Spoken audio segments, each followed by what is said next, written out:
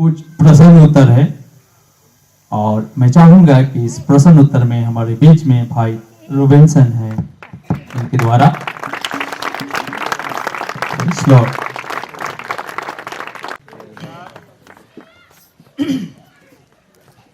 आप लोगों को अच्छा लगा? आमीन।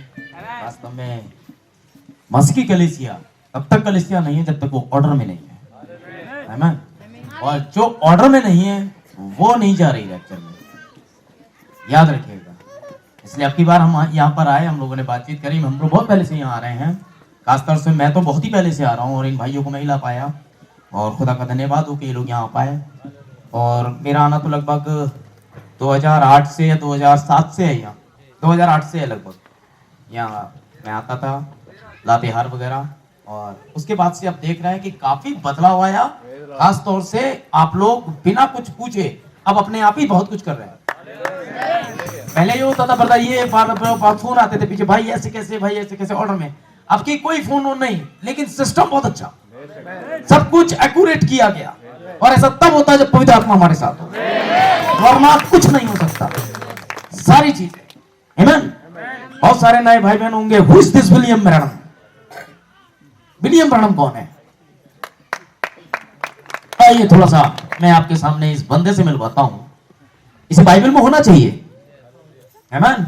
उत्पत्ति 5 निकालेंगे, मैं आपके लिए पढ़ देता हूं उत्पत्ति 5, ताकि मैं यहां से लेकर के प्रश्नों को जारी कर पाऊं।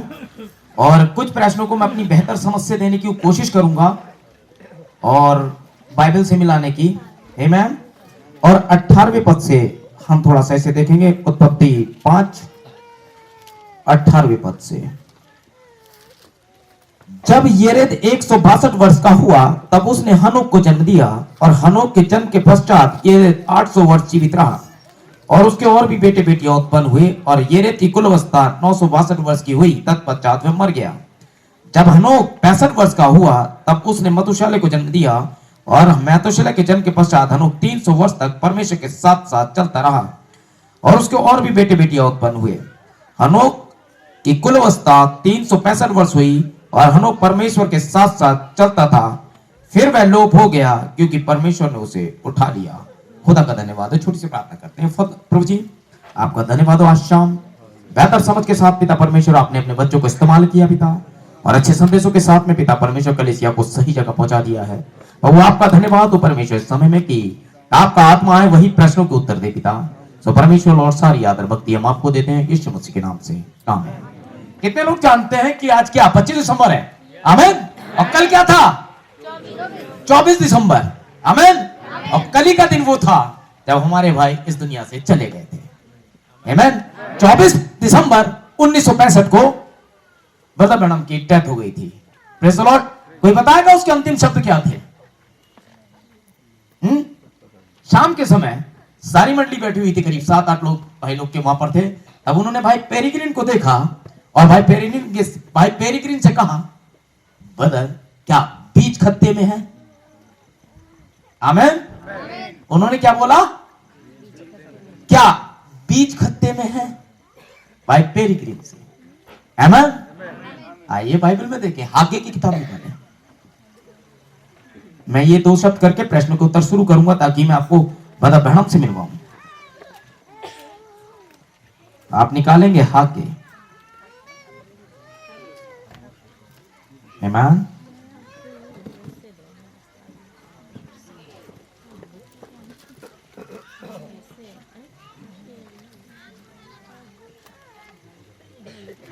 एक मिनट,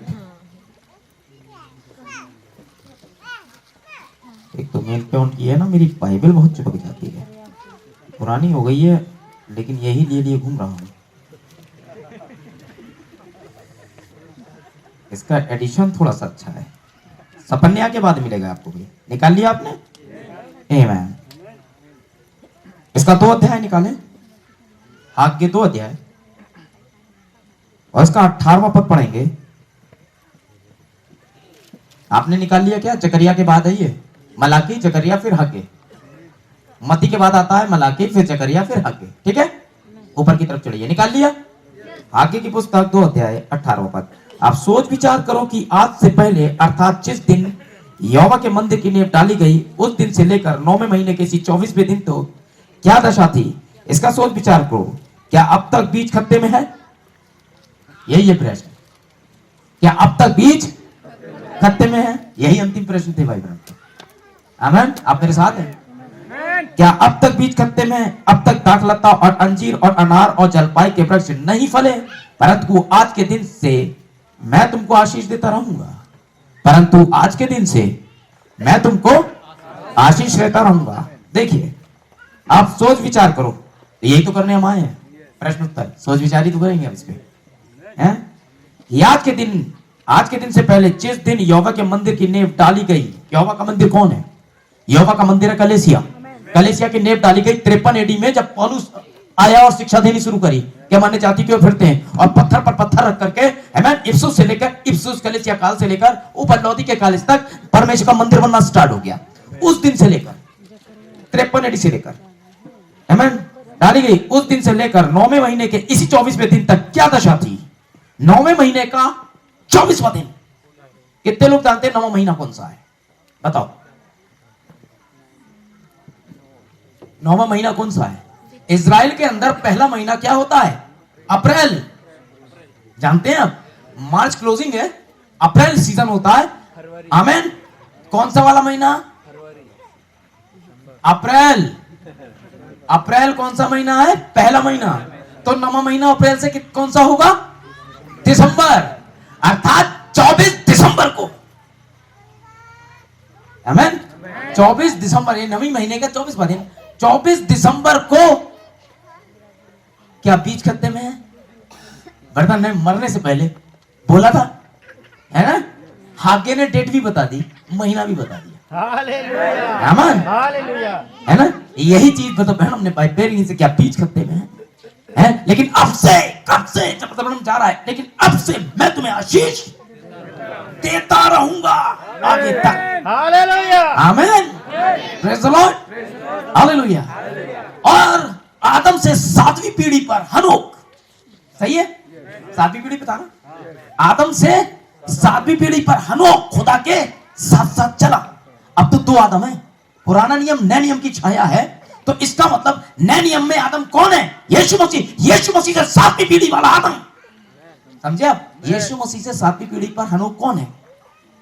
समझे आप? इस लेक्चर में उठाया गया 26 मील ऊपर। हालेलुया। 1900 कहां तक चला? 65 तक। आमीन। हमारा वाला कब तक चला? 1965 तक। हाँ, आमीन। अभी आपके सामने पढ़ा था, हनोक की सेवकाई उत्पत्ति 18 से 24 तक ही है। 24वें पद में हनोक को लोप हो गया, और हमारा वाला हनोक 24 दिसंबर को लोप हो गया।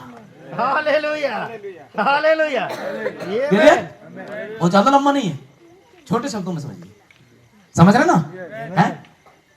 मैं दूसरे हनोक की बात कर रहा हूं। आमीन। Praise the Lord. और 7 सील कोट कीजिए, 7 सील पहली मोहर 124 कोड में ये है जो मैं बोल रहा हूं। हनोक यीशु मसीह की दुल्हन की तस्वीर था। आमीन। 7 सील का पहली मोहर 124 कोड। आमीन। और यहूदा कहता है उसने भविष्यवाणी की, हनोक ने भविष्यवाणी की, लेकिन बाइबल में नहीं लिखा हनोक ने भविष्यवाणी की। तो भविष्यवाणी किसने की? ये यहूदा बता रहा है भविष्यवाणी की आने वाले समय में कि खुदा अपने लाखों के साथ आया। आमीन। 7 सील पेज नंबर 7 सील पहली मोहर पेज या कोड 100, जिसमें ब्रदर ब्रैनम ने कहा था दुल्हन लाखों लाखों लोगों से बनी है। हमारे हनोक ने भविष्यवाणी की। आमीन। That's the message. यदि मैंने कहा था कल ही, यदि बाइबल के हर पेज पर आपको यीशु मसीह नहीं दिखता तो बाइबल को मत छोड़ें। आमीन। याद रखिएगा, क्या वो लड़का था जो चला गया था? हनोक का काम क्या, सॉरी एलिया का काम क्या था? बच्चों के मन को फेरना। आमीन। कल भाई ने एक मैसेज प्रचार किया, लड़के के बारे में बताया, वो चला गया था। उस लड़के के पास में कौन गया था संदेश लेकर? लिखा है लेकिन नहीं लिखा है, यही तो भेद है। आमीन। लिखा है लेकिन नहीं लिखा है। आमीन। लड़का अपने आपे में आया। बाइबल कहती है पुत्रों के मन को तो एलिया फेरेगा, तो इसके मन को किसने फेरा? लूका 15:17 पढ़िए। यहीं पर लड़का अपने आपे में आएगा, देखिए लूका 15:17 में आपे में आ रहा है। अब प्रश्न नंबर चालू करता हूं मैं, ताकि आप समझ गए।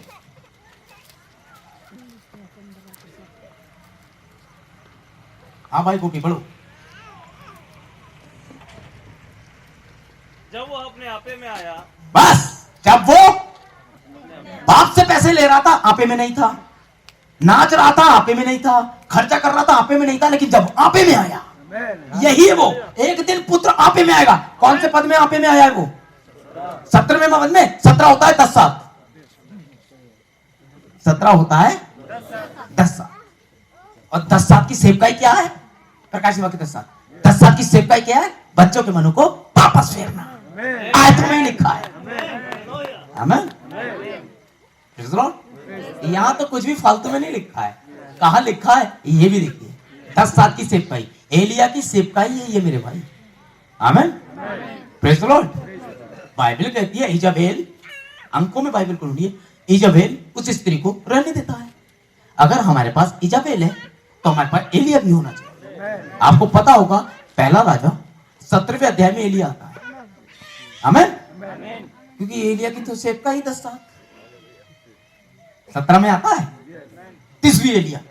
तो एलिया कहां आ रहा है? 10 सात में, क्योंकि 17 तो 10 सात होता है।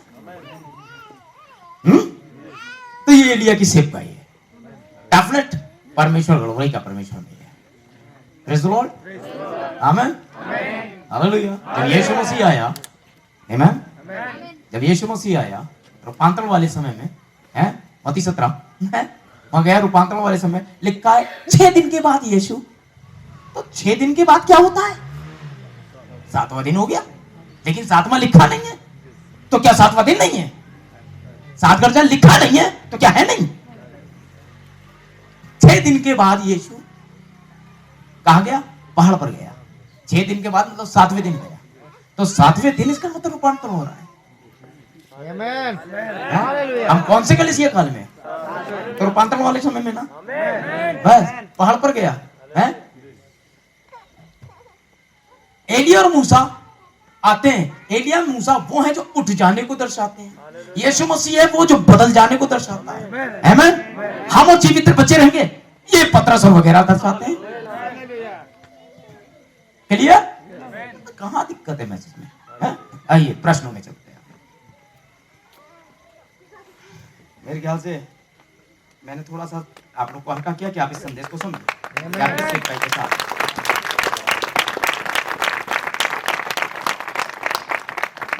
पहला प्रश्न, भाई यदि इसके प्रति आपके पास कोई बेहतर विचार हो तो आप कीजिएगा, इसका विरोध नहीं किया जाएगा, लेकिन जो प्रश्न का उत्तर मैं दूंगा उसे बाइबल से होना चाहिए। ठीक है? प्रश्न 1 पढ़कर भी बता देता हूँ, और मुझे नहीं मालूम किसने लिखा है भाई, बस मैं पढ़कर बता दूंगा और उसका उत्तर देने की कोशिश करूंगा। तो और बाइबल से उसने मुझसे ये कहा था कि ब्रदर बड़ा धीरे धीरे मैं आ जाऊं। कोशिश कर रहा हूँ भैया, बड़ा धीरे धीरे कोशिश तो कर रहा हूँ भाई, बड़ा धीरे धीरे।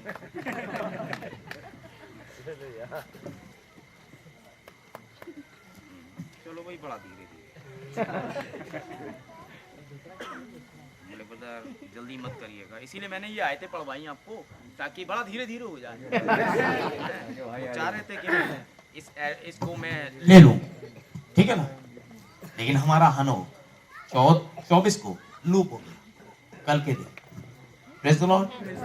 याद रखिएगा हर एक चीज के मायने हैं बाइबल में, ठीक है? बाइबल गणित में चलती है, बाइबल साइंस में चलती है, बाइबल साहित्य में चलती है। बाइबल को तो हर चीज से प्रमाणित होना हो रहा है। Praise the Lord. आपको प्रचारक ने पूरी तरीके से समझाने की कोशिश की होगी किस तरीके से, क्योंकि रेयर मिनिस्ट्री है। Who is this brother Coleman? ये प्रश्न मेरे पास आया था। ब्रदर कोलमैन कौन है? The New York city forest hills के पास्टर हैं। Praise the Lord. 1960 में पहली बार जेफरसन बिल आए, ठीक है।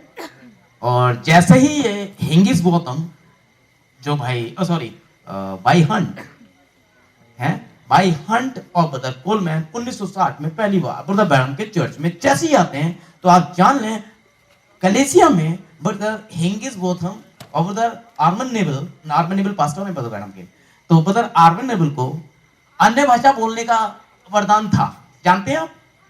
हाँ जी, जान लें ये दोनों भाई चर्च में अन्य भाषा बोल सकते थे। जैसे ही ब्रदर कोलमैन आते हैं वैसे ही ब्रदर नेबल अन्य भाषा बोलते हैं और अन्य भाषा में ये कहा उन्होंने कि मेरे 2 पुत्र अभी अंदर आए हैं, तुम्हारा स्वागत है।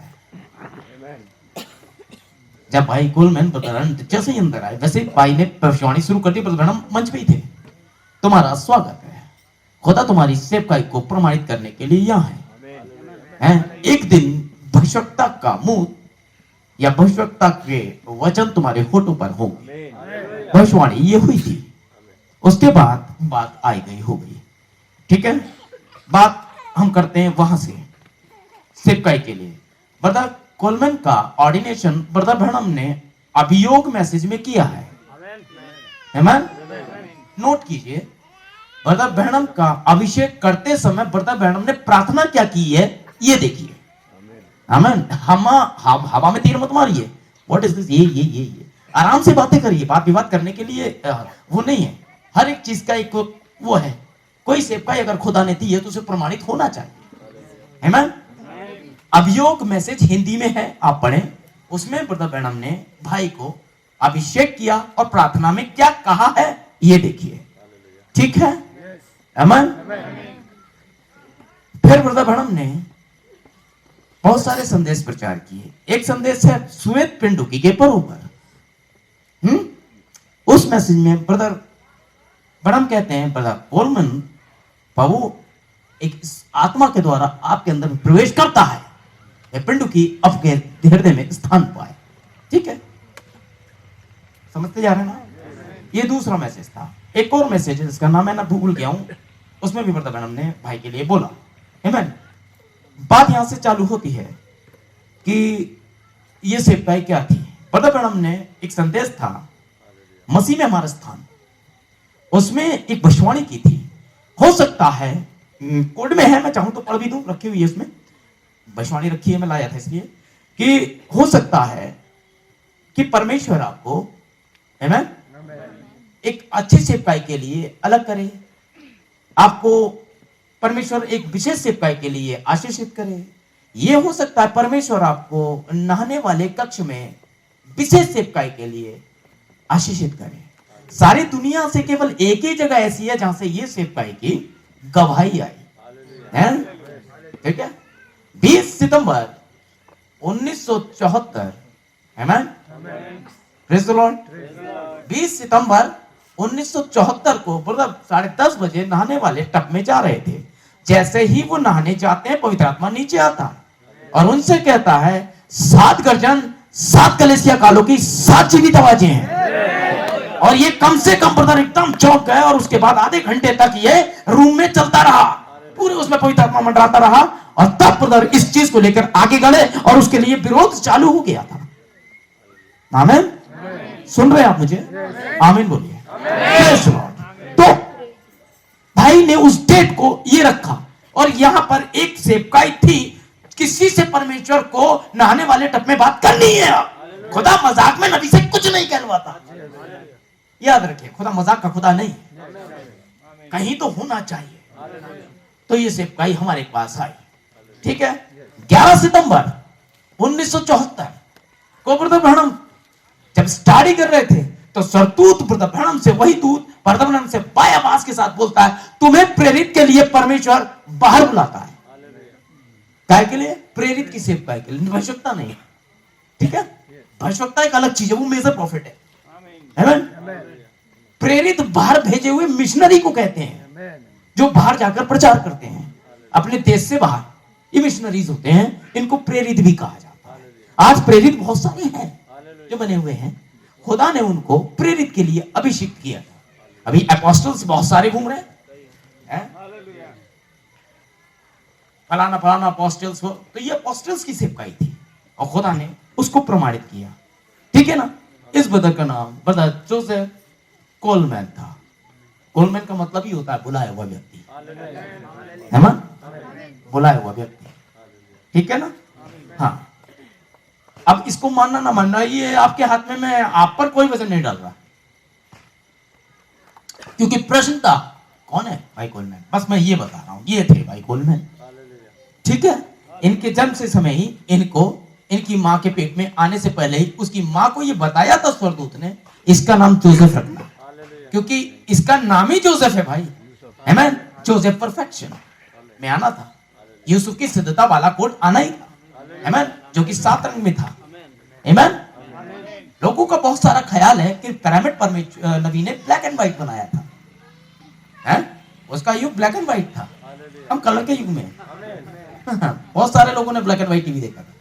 आज देखोगे क्या है? तब कलर नहीं थे। आमेन। जब दूध आए कलर आता चला गया और रेनबो डाल दिया गया। यही परमेश्वर की सेवकाई थी। परमेश्वर की 7 आत्माएं हैं जो सारी पृथ्वी पर भेजी गई हैं। Praise the Lord. अरे भाई बिलचूस भाई, धीरे धीरे के चक्कर में यार पूरी रात लोगे क्या? कहां हो?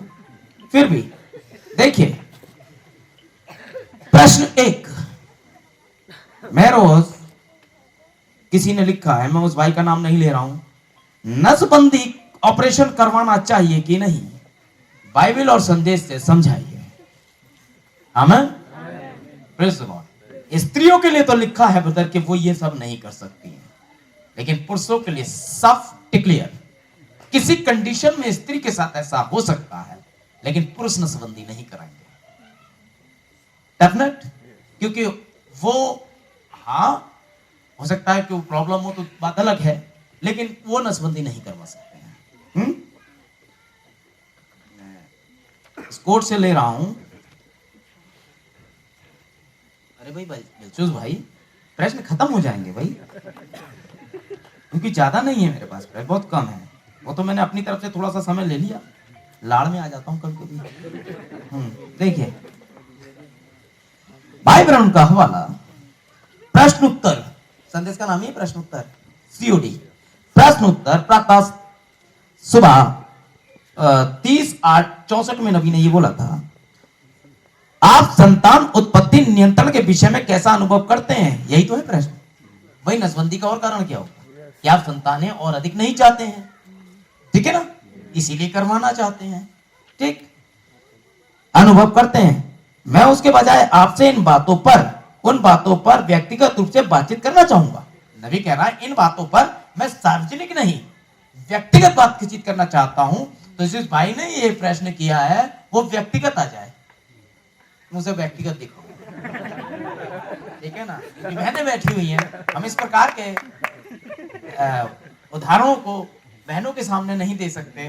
बच्चियां हैं हमारे पास में, वो हमारी बच्चियों जैसी हैं, ठीक है। कुछ ऐसे प्रश्न होते हैं जिनका सार्वजनिक तरीके से, क्योंकि वीडियो बन रहा है और भाई बता रहे थे, और ये वीडियो आपको मिलेगा the glory of charity tabernacle ministry के साइट पर। आमेन। ये मेरी साइट है, the glory of charity tabernacle मेरे चर्च का नाम है, ठीक है, वो मेरे ही भाई है चर्च का। ठीक, व्यक्तिगत समझाना चाहूंगा, क्योंकि ऐसे शब्द और ऐसी बातें होती जो मुझे कहनी होती हैं, जो मैं उन्हें से कहूं जो पति और पत्नी है। आमेन। मैं केवल उन्हीं को ये बातें कहना चाहूंगा जो पति और पत्नी है, ठीक है।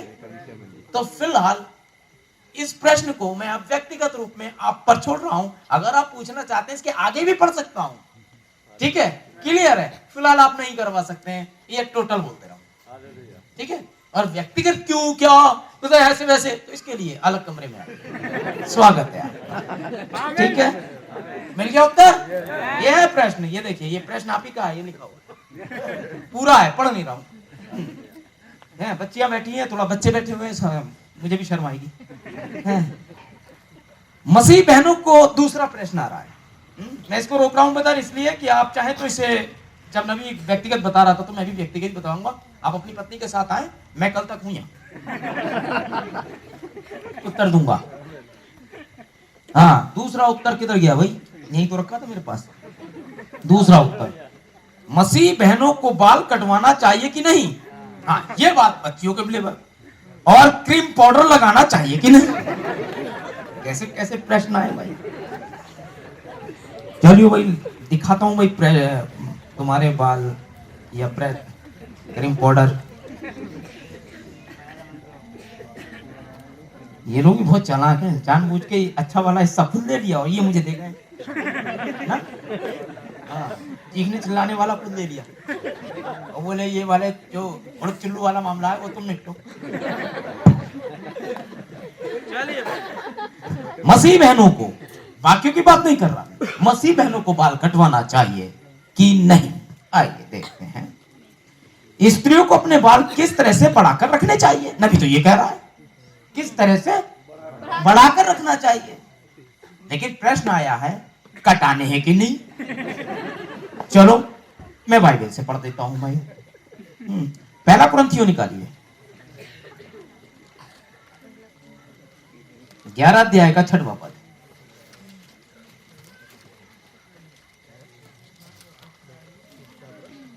छठवां पद, और स्त्री ओढ़नी ना ओढ़े तो बाल भी कटा ले। स्त्री ओढ़नी ना ओढ़े तो बाल भी कटा ले। यदि स्त्री के लिए बाल कटाना या मुड़ाना लज्जा की बात है तो ओढ़नी ओढ़े। आमीन। स्त्री के लिए बाल कटाना या मुड़ाना लज्जा की बात है। आमीन। तो ओढ़नी ओढ़े। अब यहां पर बड़ा लफड़ा है लोगों के, यार ये ओढ़नी के लिए काय खुदा ने कि बाल कटाने के लिए कहा? तो कुछ तो ऐसी है जो बाल पूरे यहां तक कटती है, बच्चा बड़ा दुपट्टा। आमीन। एक ने और था भाई, आप लोग क्या कलेसिया में सिस्टर लोग ओढ़नी नहीं ओढ़ती? अच्छा, मैं थोड़ा सा इस पे ध्यान नहीं दिया करता हूं अपनी लड़कियों पे कि ओढ़नी ओढ़े कि नहीं ओढ़े। मैं बाल कटने पर ज्यादा ध्यान देता हूं, बाल नहीं कटाने। लेकिन ये ओढ़नी बड़ा मामला गलत कर रही है कि भाई ओढ़नी क्या है। तो मुझे बताइए, परमेश्वर का नियम तो सदा से सही है, तो हवा कौन सी ओढ़नी उड़ आती होगी परमेश्वर के पास? सुबह शाम खुदा उनसे मिलने आता था तो बाइबल कहती दोनों नंगे थे, लजाते ना थे। तो हवा कौन सी ओढ़नी ओढ़ के आती थी खुदा के पास? टोपी रख के आती थी, रुमाल रख लेती थी, क्या करती थी हवा? ऐसी आ जाती थी। आइए उसको आखिरी में देखता हूं। 15वां पद देखें। परंतु यदि स्त्री लंबे बाल रखे तो उसके लिए शोभा है, क्योंकि बाल उसको ओढ़नी के लिए दिए गए हैं। बाल लंबे रखे ही उसके लिए शोभा है, क्योंकि बाल ही उसकी ओढ़नी है। ये बालों को ओढ़ कर आती है, यही ओढ़नी ओढ़ करके हवा आती थी। तो स्त्रियां बाल ना कटाए भाई, जिसका भी ये प्रश्न है, ठीक है। हाँ, और पाउडर वाली के लिए तो आपके पतरस भैया ने मना कर दिया था, इसे पढ़ लीजिएगा पहला पतरस 3 अध्याय में। स्त्रियां बहुमूल्य चांदी सोने के गहनों से, बहुमूल्य कपड़ों से है और मेकअप बाजी से ना सजाएं। अब ये नहीं कह रहा हूं भैया कि कभी फोड़ बन जाओ, तो भाई ने मना कर दिया पेस्ट भी नहीं करूंगी, तो ये नहीं। नबी ने कहा है मैं साबुन के लिए धन्यवाद देता हूं जो खुदा ने हमें दिया। मैं पेस्ट के लिए जिससे मैं अपने दांत साफ करता हूं, उस जमाने में नहीं था लेकिन अब है। तो पेस्ट के लिए आप अच्छे से शैम्पू करें, डोंट वरी, आप अच्छे से साबुन से नहाएं, कोई दिक्कत नहीं है। अपने हाथ पैरों में तेल या जो भी मॉइस्चराइजर्स होते हैं वो आप इस्तेमाल करें, लेकिन घंटों खड़े होके हरा हरा नीला नीला एक ये लिपस्टिक के ऊपर भी एक ड्रामा बनाते हो, वो ना करें ना, समझ लेना, ये गलत है। मेकअप जो होता है शैतान को अट्रैक्टिव करता है। बहने कुछ ऐसे कपड़े पहनेंगे जैसे यहाँ से ऐसे करके चुस्त सा होगा, जिससे उनकी बॉडी थोड़ी सी दिखाई दे, ये ओवर फैशन है, ये नहीं करना है। जिसमें आपका शरीर ना दिखे ऐसे कपड़े पहने, है ना, हालेलुया, ढीले ढीले थोड़े से, है ना। आमीन, आमीन। इसका मतलब ये नहीं कि हम तो भाई चाह रहे हैं, नहीं नहीं, आप स्कर्ट पहने, आप जो चाहे पहने, पैंटे ना पहने, टी शर्ट्स ना पहने, पुरुषों का कपड़ा ना पहने, ठीक है ना, जींसे ना पहने, जो महिलाओं का कपड़ा है वो पहने, साड़ियां पहने, स्कर्ट्स पहने, जो औरतों के होते हैं वो पहने, ठीक है। और उसके बाद ब्यूटी पार्लर जाके ये ड्रामा, ये इधर से मोटी हुई थोड़ा, ये ना करें, है ना। बालों को और कर्ली करना, ये करना है, बाल गूंथना, है ना, बाल गूंथना, ये देखो जरा कुछ है बाल गूंथने के ऊपर। हाँ, आज ही लोग मिल जाता है, मुझे ढूंढ लेता हूँ। हाँ, भाई लोग हैं दाढ़ी वाड़ी रख लेते हैं। हाँ भाई देखो, नहीं है दाढ़ी वाड़ी भाई, मना करा खुदा ने। ये देखिए, मैं उस पुरुष मैं अपनी तरफ से जोड़ दे रहा हूँ ये प्रश्न, भाई बहनों को ही क्यों टारगेट करें कि इनके बाल नहीं कटे, क्या नहीं, तुम भी तो नहीं भुगतो। मैं उसे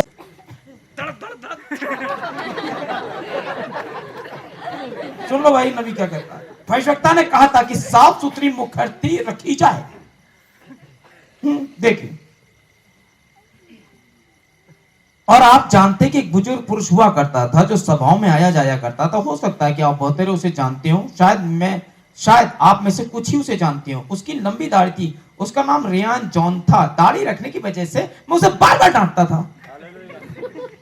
दाढ़ी रखने की वजह से मैं उसे बार बार डांटता था। प्रॉफिट कह रहा है, मैसेज का नाम है अंधा वर्तिमाई के प्रचार कर रहे थे। हालेलुया। तो दाढ़ी रखने वालों कैसे, वरना मेरी भी बड़ी सी नहीं होती। मैं कम स्मार्ट था, यहाँ तक रखता। हाड़ में गई स्मार्टिंग, है ना? शैतान के साथ अपनी पहचान क्यों दे, हैं? औरिल्ले बनना मंजूर है तो दाढ़ी हटाइए। मूंछों के लिए कोई कुछ नहीं कर रहा है, वो रख सकते हो। मैं रखी हुई, भाई विनोद ने रखी, भाई बादल ने रखी है, और कुछ जो बाकी के भाई लोग हैं। अब तक पता नहीं था, क्योंकि पाप तब तक गिना नहीं जाएगा जब तक व्यवस्था के बारे में पता ना हो। जब आपको पता लग गई तो गए, अब छुटकारा नहीं। इसलिए कल सुबह तक ब्लेड लो, ठीक। अब बाल रंगने पर भी ये कहानी है ना, बड़े ढेर सारे लोग आते हैं, भाई रंग ले। लीजिए साहब, बहनों जरा थोड़ा सा कसूंगा आपका संजय आपके ऊपर। स्त्रियों को अपने बाल किस तरह से बढ़ाकर रखने चाहिए, मेरे खुदा है। मैसेज का नाम तो बोल दूं, किधर गया? COD प्रश्न उत्तर 23/8/64 शाम के समय नबी ने प्रचार किया था, और प्रश्न नंबर है 1032। आमीन, हालेलुया। ये लीजिए, फिर से ये है, कुछ भी हो आप जानना चाहते हैं, थिमुथियुस 2:9 समझे, स्त्रियों संकोच और संयम के साथ सुहाने वस्त्रों से अपने आप को संवारें। मैं तो अपने परमेश्वर को प्रसन्न करने के लिए बस पहनना चाहती हूँ। परमेश्वर आपको आशीष दे बहन। धन्यवाद। हमारे लिए प्रार्थना करना, और इस बहन ने अपना हस्ताक्षर नहीं किया है। आमीन। देखिए भाई ब्रह्म, इस बहन के लिए भाई ब्रह्म, क्या थिमुथियुस 2:9 का अर्थ कि स्त्री अपने बालों को गूंथ नहीं सकती हैं? चुटियां बने हुए बालों को अर्थ गुदे हुए बाल होता है। देखिए बहन, आपने देखा होगा कुछ सिस्टर्स बड़ी नन्ही यहाँ से बनाएंगी, फिर ये गई, फिर ये गई, 6-7 चुटियां इधर ही, लेकिन नन्ही होती है वो निकाल करके। ये नहीं बहनों, थोड़ा सा टाइट होऊंगा मैं भाइयों, किसी ये नहीं। देखिए प्रॉफिट क्या कहता है, ध्यान दीजिए, उन दिनों में गुथे हुए बाल सड़क छाप स्त्रियों की निशानी होते थे। ये जो गुथे हुए बाल होते थे, इसका मतलब होता था ये दूसरे टाइप की औरतें हैं, ये पुरुषों के साथ या उल्टा सीधा घूमने वाली औरतें थी। ये औरतें ये दर्शा रही थी ये बाल बना करके कि हम वो हैं, आओ हमारे साथ घूमो फिरो। तो ये वो थी, इसलिए पवित्र बहनों को ये नहीं करना, क्योंकि जो स्पिरिट वहां थी वो स्पिरिट यहाँ आएगी। फैशन में दुष्टात्मा होती है। मैं लाया हूं, इसलिए काम किया, मेरा बैग इधर ही था। हाँ, उसमें सारे प्रश्नों को उत्तर है कि ये दुष्टात्माएं धार्मिक होती हैं। मैं ध्यान दे। और पौलुस मसीहों से कहा करता था, अपने वे सवारें, ना कि बाल गूंथने, वे बालों को सवार के रखें, हैं? वे अपने बालों को बांध लें, वे 2 चुटियां जैसे स्कूल में बनती वैसे बनाए, हैं? बालों को बढ़िया करके जूड़े में बना सकती हैं। लेकिन वो जो छोटी-छोटी चुटियां, स्टाइलिश मामला, एक ये पेंसिल डाली, धीरे से निकाली ताकि ये नहीं, हाँ ये नहीं, ये फैशन है, ये मरवा देगा, ठीक है? बताएं। और बाल गूंथने, गुदे हुए बाल, ये एक सी ही बात है कि आपने बालों को गूंथा, ये बाकी संसार के जैसा दिखाई पड़ता है। आपको संसार के जैसा नहीं दिखना चाहिए, आपको संसार के जैसे कार्यकलाप नहीं करने चाहिए। मसीह बहनों से उपेक्षा की जाती है, वह उससे कुछ अलग किस्म की हो जैसे कि बाहर की है, समझे? जी हाँ। अब बाल गूंथना देखिए, आज गुथे हुए बाल सुंदर लगते हैं, आज यह संसार के फैशन से कोसों दूर है। आप स्त्रियों को देख चुके हैं कि वे किस प्रकार से अपने बाल बनाती व संवारती हैं, अपने बालों को किस तरह से रखती हैं, और बस संसार के जैसी ना लगे आप, इसकी जैसी ना दिखें, इसके पहरावे ना पहने, आधे अधूरे कपड़े ना पहने, आप तन को ढकने वाले पूरे कपड़े पहने। और यदि आप अपने सारे बाल कटा देती हैं और अपने बाल लड़कों के जैसे छोटे छोटे कर लेती हैं, जो भी चाहे आप कर रही हैं, आप तो अपने बालों को वैसे ही रहने दें जैसे वे हैं। हालेलुया। आप बालों को बढ़ने दें, उन्हें नहीं कटाएं, ठीक है। आमेन। तो प्रश्न उत्तर 2 यही समाप्त होता है और बिलचुस भाई नहीं है, ठीक है। लाली पाउडर के लिए तो बोल ही दिया रवि ने, ठीक है ना। आप अपना चेहरा धोएं प्रॉपर, आप क्रीम और जो भी आप साबुन लगाते हैं लगा सकते हैं, लेकिन हम मैक्स फैक्टर्स यहाँ हरा हरा पीला पीला पार्टियों में जाने के लिए जो कुछ आप कर रहे हैं वो थोड़ा गलत है, ठीक। हाँ मैनू, ठीक है ना। हाँ, प्रश्न नंबर 3 मेरे ख्याल से भाई मिल गया उत्तर, सेटिस्फाइड हो गए आप। हाँ, प्रश्न नंबर 3। हाँ आइए, ये आ गया प्रश्न नंबर 3।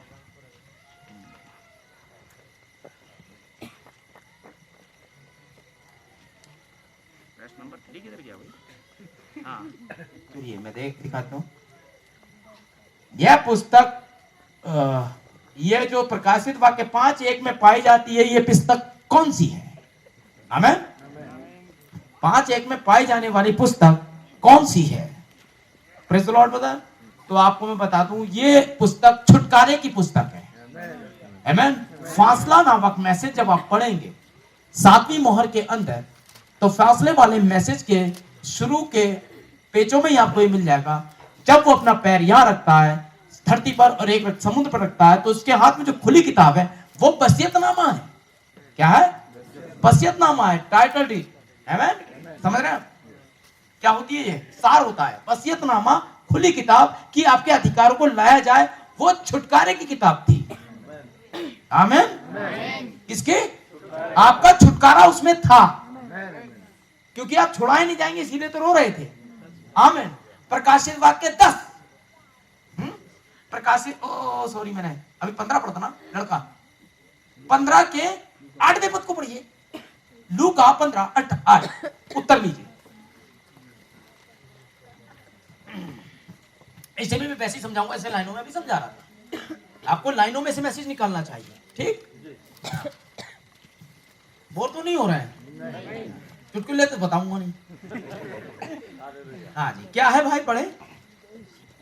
कौन सी ऐसी स्त्री होगी? देखिए, वो कौन सी ऐसी स्त्री होगी। देखिए, कौन है कहते नहीं, जिसका नाम ना वो कौन। हाँ, कौन ऐसी स्त्री होगी जिसके पास 10 सिक्के हो, आमीन, और उनमें से एक खो जाए। यस। तो वह दिया जलाकर और घर झाड़ बुहार कर जब तक मिल न जाए जी लगाकर खोजती न रहे। हाँ, और जब मिल जाता है, और जब मिल जाता है तो वह अपनी सखियों और पड़ोसियों को इकट्ठा करके कहती है, मेरे साथ आनंद करो क्योंकि मेरा खोया हुआ सिक्का मिल गया है। आमीन। बैठ जा, याद रखिएगा, प्रेज़ द लॉर्ड, याद रखिएगा, ये छुटकारे की किताब है। आमीन। और स्त्री के कितने सिक्के थे? स्त्री कलेसिया है। आमीन। पुराने वहां पर जब लड़की की शादी लगती थी तो लड़का एक गहना लाता है जिसमें 10 सिक्के होते थे, जो यहाँ बंधते थे माथे पर। हमारी विवाह की निशानियां अंगूठी में पहनते हैं, हम लोग उंगली में पहनते हैं, वो लोग माथे पे लगाती थी लड़कियां। इसका मतलब होता था इसकी मंगनी हो गई है, बाकी के लड़के छेड़छाड़ ना करें। वो जो है वो दूसरे से उसके शादी लग चुकी है, वो अब किसी और की वाइफ होने वाली है, सो लिहाजा उससे ज्यादा उसके आसपास ना घूमे, वे रिजर्व है। आमीन। किसी के लिए तैयार है वो। तो वो 10 सिक्कों का गहना उसको देता था। और यदि वो लड़की कुछ गलती करती थी, यदि उसका प्यार किसी और से हो जाता था, वो किसी और लड़के के साथ पकड़ी जाती थी, तो उस समय याजक उसका एक सिक्का निकाल कर अपने पास रख लेता था। जब लड़का उसको विदाई कराने आता था तो आकर के गहनों के सिक्के गिनता था, उनमें अगर 9 है तो पूछता था एक कहां, तो फिर याजक लड़की का सिक्का उसे देता था कि ये ऐसे से काम करते पकड़ी गई है। उस लड़की की नाम धराई हो जाती थी, उससे फिर कोई शादी नहीं कर सकता था, उसकी जिंदगी बर्बाद। वो घर में भी नहीं रह सकती थी, दूल्हे के घर भी नहीं जा सकती थी, है इवन उसे सत्यानाशी होना था। समझ रहे? उसका घर टूटना था, मतलब ये। हाँ, ये था। लेकिन ये स्त्री इससे सिक्का खोया, विचार में नहीं गई है।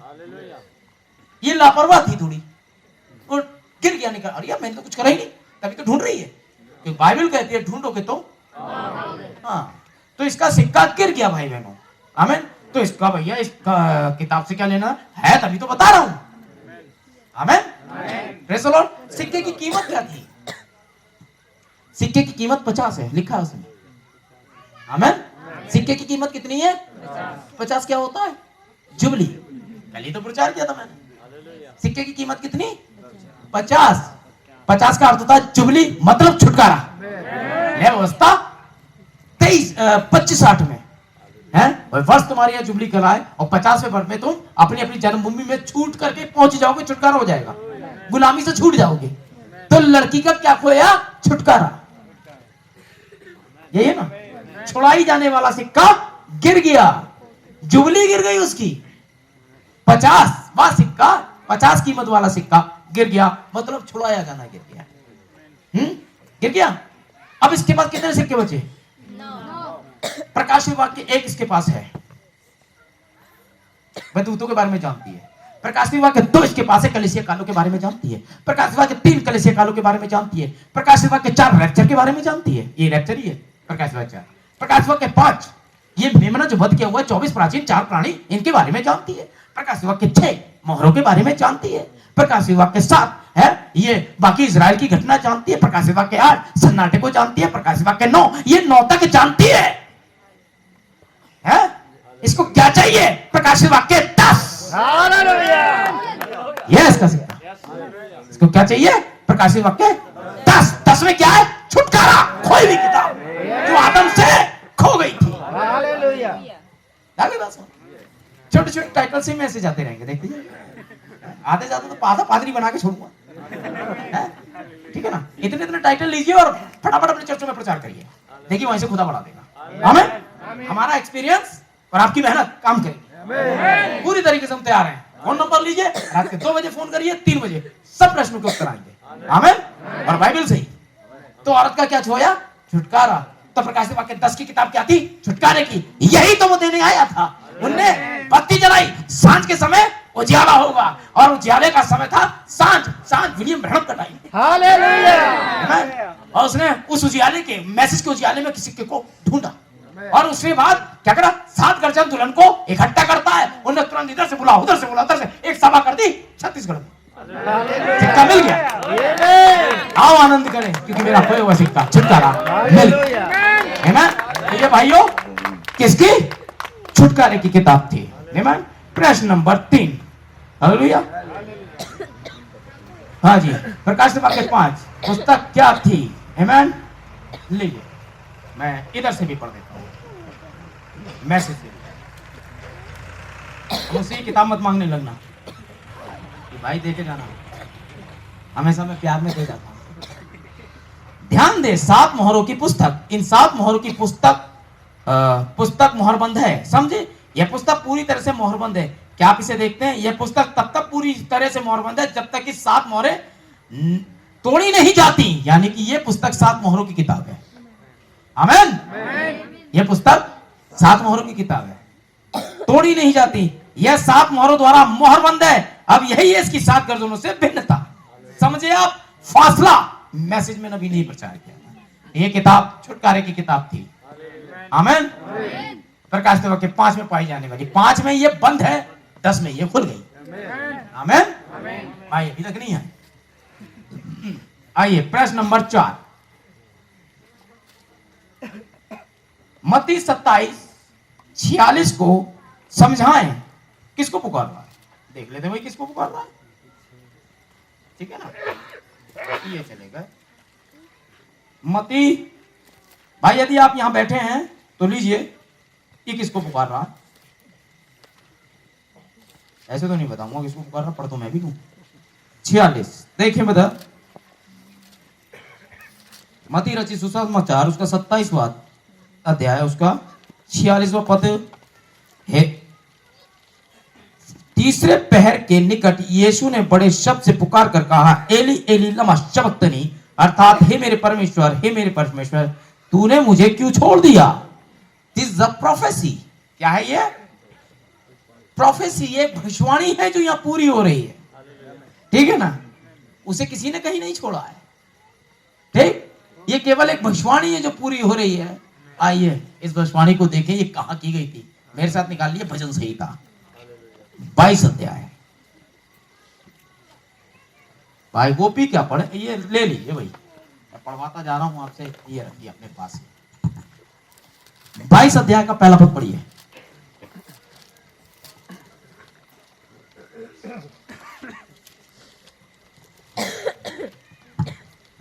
हे मेरे परमेश्वर, हे मेरे परमेश्वर, तूने मुझे क्यों छोड़ दिया?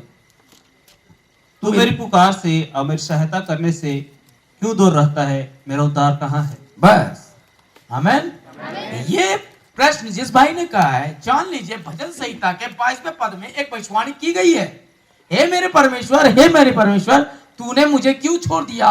और बाइबल में लिखा है वो भविष्यवक्ता और भविष्यवाणियों को पूरा करने आया है। आमेन। आमेन। केवल यीशु मसीह ऐसा शख्स है जिसने व्यवस्था को पूरा किया।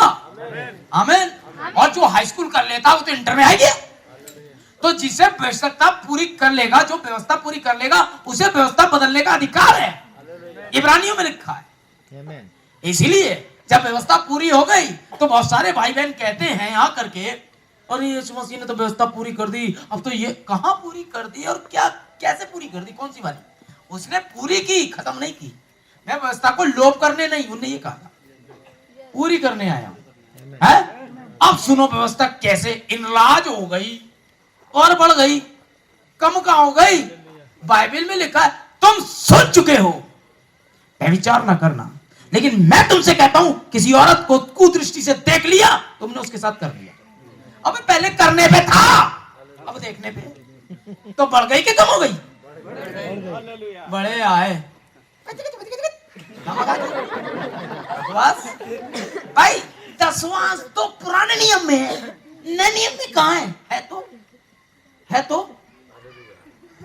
अब तुम बाइबल नहीं पढ़ते तो कोई भी नहीं पढ़ता। मतलब मैंने हाई स्कूल नहीं करा तो किसी ने नहीं करा, मैं गोरा नहीं तो कोई नहीं है? मेरा कुत्ता कुत्ता, तुम्हारा कुत्ता टॉमी, ये क्या बात है ना?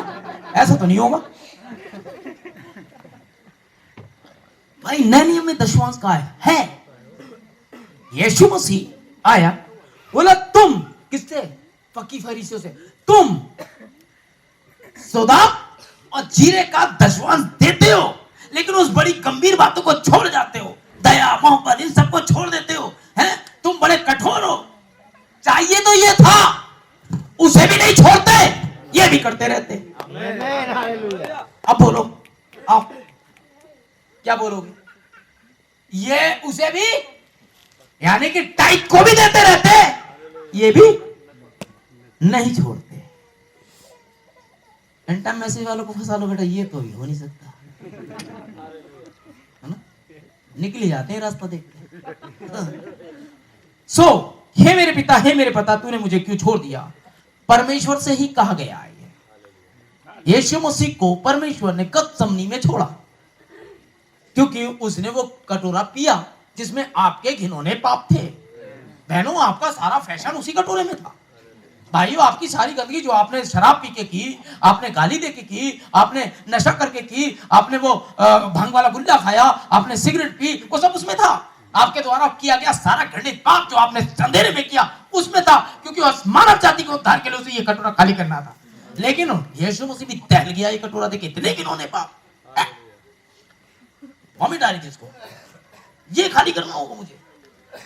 फिर भी मेरी नहीं तेरी मर्जी। आमेन। और जैसे उसने वो कटोरा लिया और खाली किया, परमेश्वर का पाप से कोई लेना देना नहीं, खुदा उसे उसी समय छोड़। अब यीशु मसीह अपनी स्पिरिट में था, नबी ने बोला जैसा वैसे बता रहा हूं, अपनी स्पिरिट में था, वो कैलवरी जा रहा था, दूत उसके साइड तक थे, देख रहे थे, क्योंकि वो खुदा का वचन था, फेल तो वो हो ही नहीं सकता था। ठीक है, तो गतसमनी में खुदा ने उसे छोड़ा, तो इसी स्पिरिट को बोला, एलिया एलिया लमा शबक्तनी, हे मेरे परमेश्वर, जो भजन संहिता 22 में कहा गया पद था, क्योंकि वो दाऊद के वंश से आता, इसलिए दाऊद ने इसे भजन में रखा। आमीन। तो जिसको पुकार रहा है वो वही पवित्र आत्मा है जिसने उसे गतसमनी में छोड़ा, और उसके बाद जब वो जीवित हो गया तो वो आत्मा अब जीवन भर के लिए उसी बॉडी में है। और उसके बाद यही आत्मा पौलुस से एक नए नाम में मिलता है, वही आग का खंभा पौलुस से नए नाम में बात करता है। पौलुस तो यहोवा को जानता था, आई नो यहोवा, मैं यहोवा के बारे में पढ़ता था, गमलीएल से शिक्षा थी, सब कुछ। ये कहां से आ गए यीशु मसीह का नया नाम लेकर के, ओफो। लेकिन पिलर ऑफ फायर से बोला, प्रभु, ओ लॉर्ड, हु यू, तू कौन? तो उसमें से आवाज, ऐसे कोई कहेगा हे, ओ प्रभु, प्रभु भी कह रहा है, प्रभु उनका एक ही है परमेश्वर, प्रभु भी कह रहा है हे प्रभु। ये क्या हुआ? हे रॉबिन्सन तू कौन? हे प्रभु तू कौन? प्रभु भी कह रहा है, और तू कौन? ओ मतलब ये तो यार प्रभु है, ये कौन सा वाला है? डेफिनेट हो जाओ। तू कौन? नए नाम से आवाज आई, पुराने नियम का यहोवा, नए नाम में प्रकट हो, मैं यीशु हूं जिसे तू सजा रहा है। ओ तुम, ओ अब समझा। और उसी के बाद वो घोड़े से गिरा, और बाकी आपको पता ही है। ठीक है, तो ये आत्मा अब यीशु मसीह में सदा रहेगी, और सदा रहेगी, और सदा रहेगी। आइए प्रश्न नंबर, और यदि थोड़ा सा कुछ कंफ्यूजन हो जाए भाई बहनों तो चिंता ना करना, मैं तो कल तक हूं। प्रश्न नंबर 5। अब भाई नहीं आए, देखिए अभी तक नहीं आए तो मैं क्या करूं, मुझे भी तो आप लोग छोड़ना, खाना खाना है, भूख लग रही है। हाँ, पहला थिमुथियुस 5:23 में जो लिखा है उसे समझाएं, उसे बताएं, समझाएं। क्या विश्वासी लोग और गैर विश्वासियों के घर में भोजन खा सकते हैं या नहीं, या किसी प्रोग्राम में? है आ गए भाई, आपका स्वागत है। अभी ये 5वां प्रश्न चल रहा है, मैंने 4 के उत्तर दे दिए हैं, और बाद में ले लेना चारों के, वहां बैठेंगे हम लोग में। ठीक है, और तभी बताऊंगा जब आप चाय पिलाओगे। क्या विश्वासी लोग गैर विश्वासियों के घर में भोजन खा सकते हैं या नहीं, या किसी प्रोग्राम में? ठीक है ना। पहला प्रश्न, 2 प्रश्न है ये एक साथ। पहला प्रश्न है, पहला थिमुथियुस 3:5 को दिखा, ओहो समझाएं, अभी समझाता हूँ। वही है ना, पेट की खराबी के लिए ले लिया कर।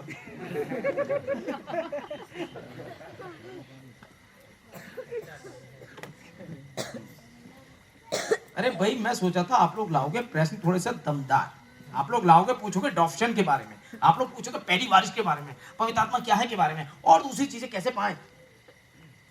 बाल कटवाने चाहिए। जो पूछ रहे हो तो उत्तर दे रहा हूं। 5:23 भविष्य में केवल जल ही का पीने वाला ना रहे, पर अपने पेट के बार बार बीमार होने के कारण थोड़ा थोड़ा दाखरस भी काम में लाया कर। देखिए, यहाँ 2 प्रकार का मामला है, एक होती है दाखरस और एक होती है दाख मधु। ठीक है, हम बात कर रहे हैं दाखरस के बारे में।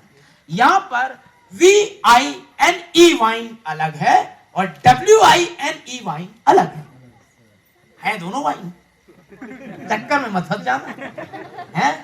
WINE वाइन शार्प वाइन है, VINE वाइन है दाखरस। सिंपल। तो हमें दाखरस के लिए बोला जाए, ये है तो मेडिसिन है।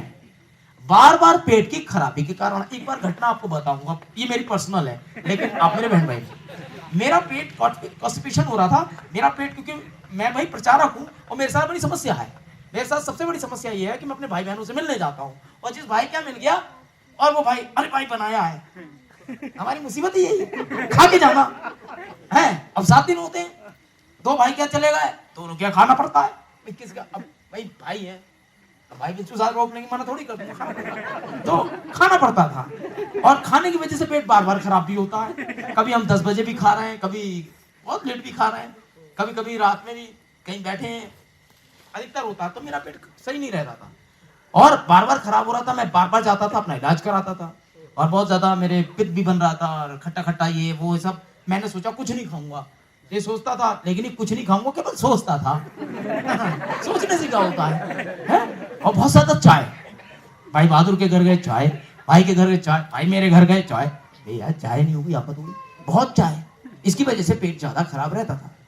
जब ये करीब 15 दिन बीत गए तो अचानक मेरे दिमाग में भाई पौलुस की ये वाली बात आई, बार बार बीमार पड़ने के कारण पेट की खराबी, मैंने कहा इस्तेमाल कर लो।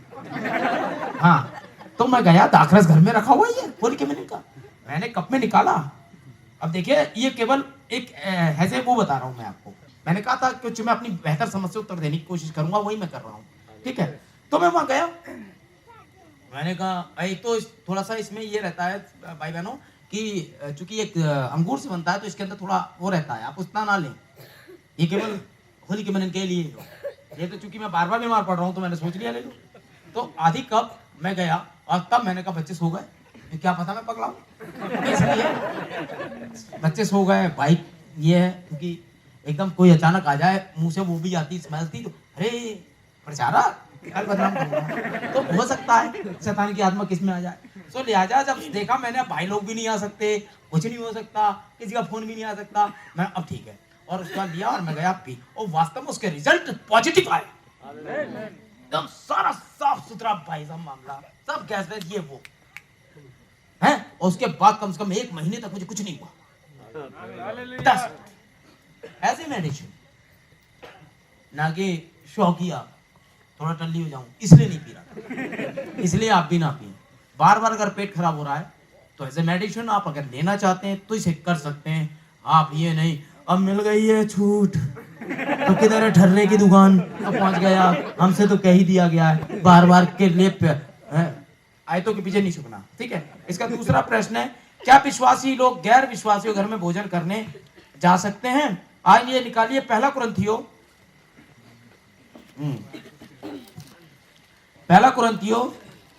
10 अध्याय का 27वां पद पढ़ेंगे, फिर उसके बाद दूसरा पढ़ेंगे। पहला कुरिन्थियों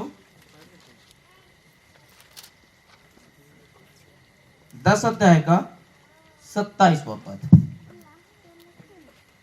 निकालिए क्या?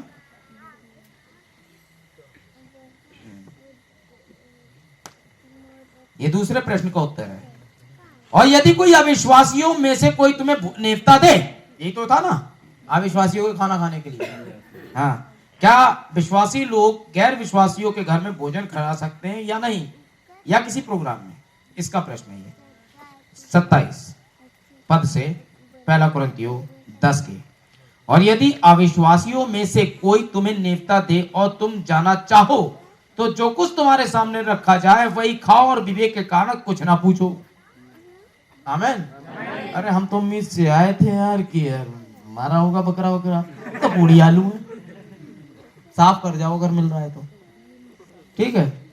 विवेक के कारण कुछ ना पूछो, परंतु यदि कोई तुमसे कहे यह तो मूरत का बलि की हुई वस्तु है तो उसे बताने के कारण और उस विवेक के कारण ना खाओ।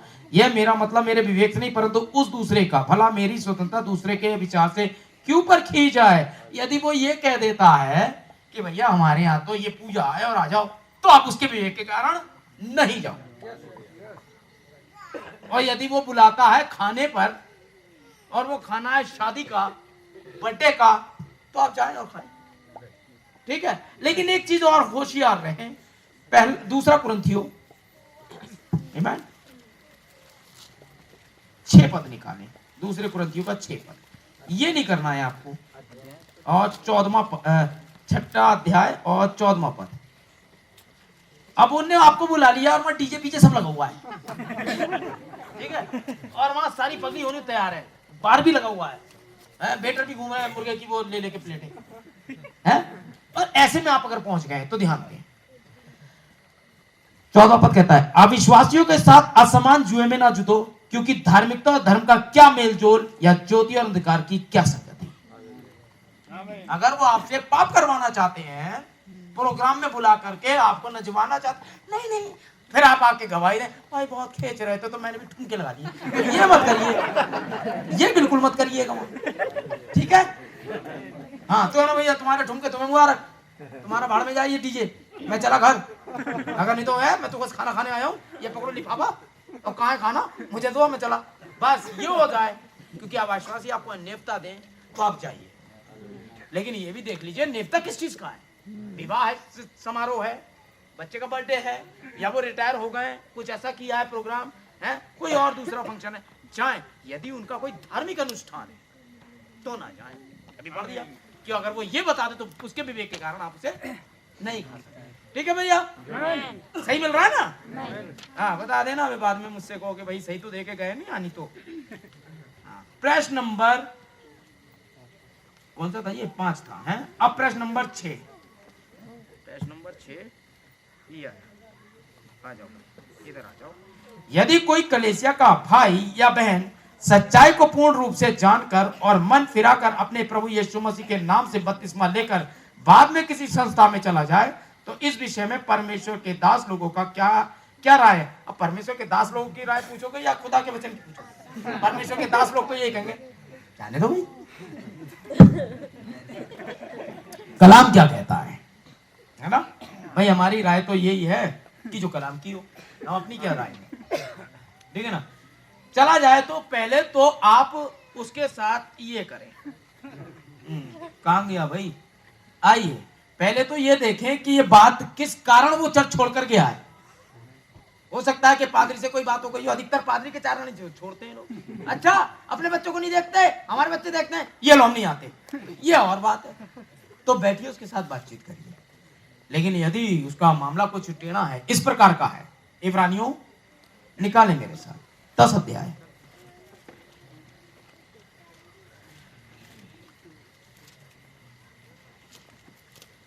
इब्रानियों 10 अध्याय निकाल लिया, उसका 26 से पढ़ रहा हूं आपके लिए।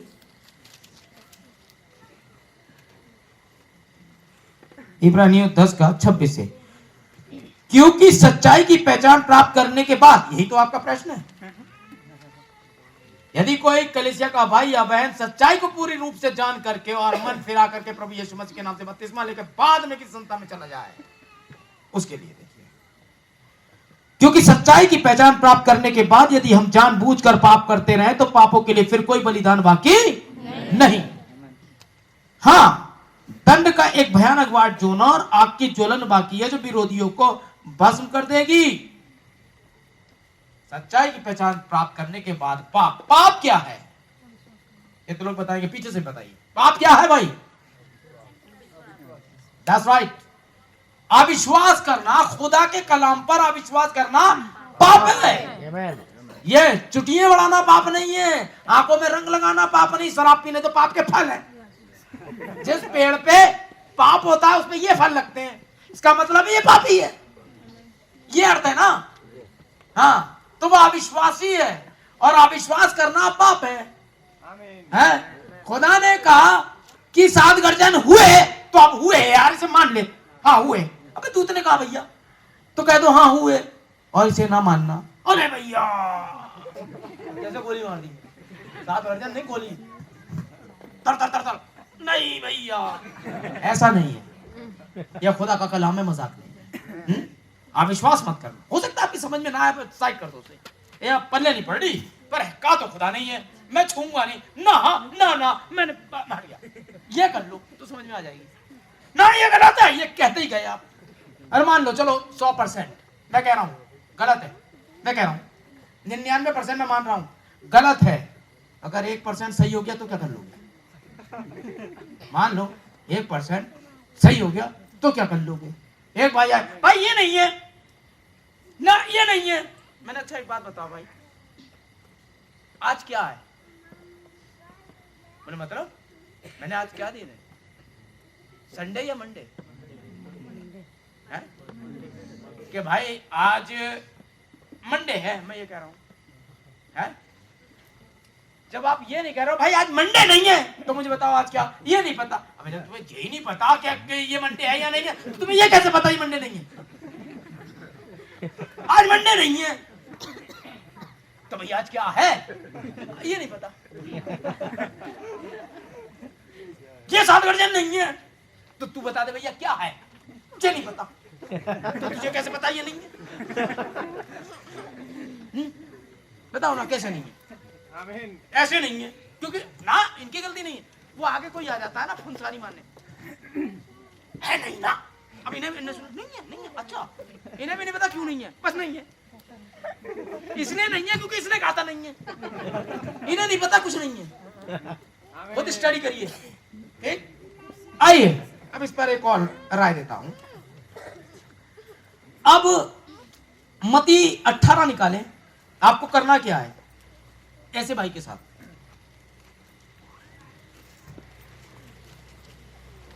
मती 18:15, धीरे धीरे पढ़े भाई जरा।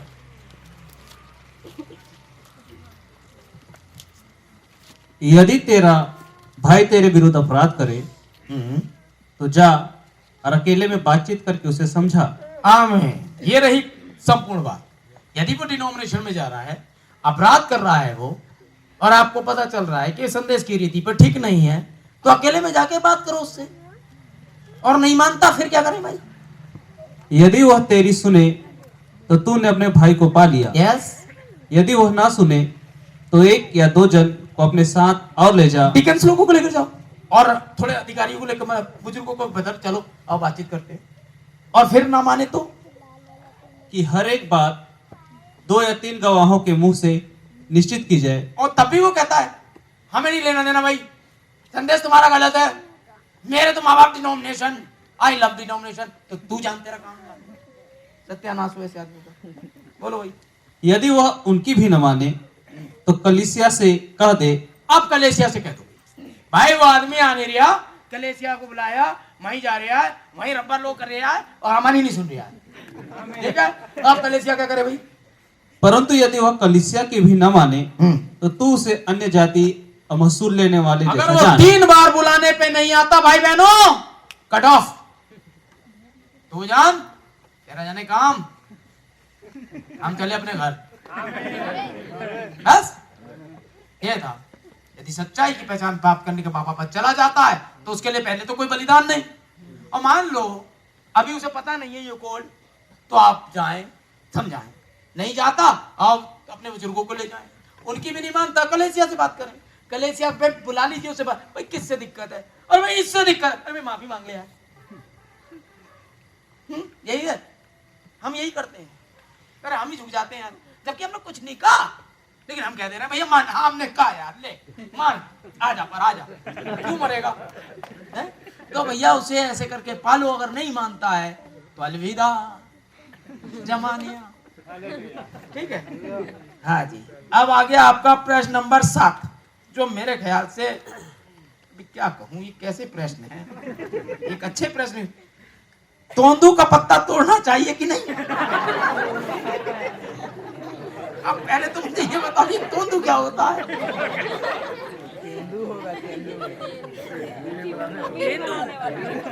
अच्छा अच्छा था, मैं ये ना खा, तेंदुए की गर्दन तोड़ना चाहिए, ऐसा खा जाता हूँ। तोंदू का पत्ता तोड़ना चाहिए कि नहीं है? अब मैं समझता हूँ ये कुछ नशीली चीज होगी, इसका संबंध इसी से होगा, वरना नहीं लिखा होगा, क्योंकि इसका मतलब है इससे बीड़ी बनता है।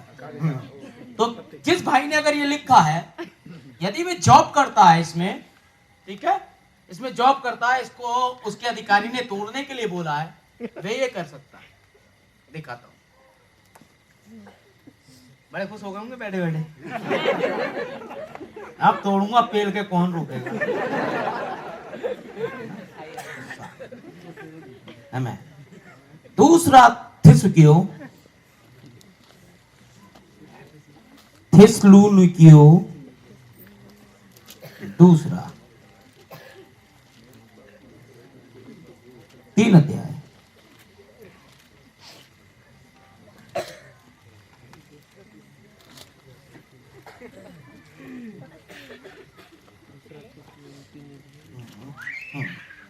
एक सेकेंड, क्या मैंने ठीक ठाक लिखा है?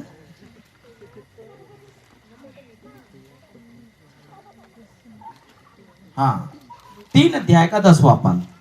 और जब हम तुम्हारे यहां थे तब भी यह आज्ञा तुम्हें देते थे कि यदि कोई काम करना ना चाहे तो खाने भी ना पाए। ठीक है ना? हम सुनते हैं कि कितने लोग तुम्हारे बीच में अनुचित चाल चलते हैं और कुछ काम नहीं करते, पर औरों के काम में हाथ डाला करते हैं।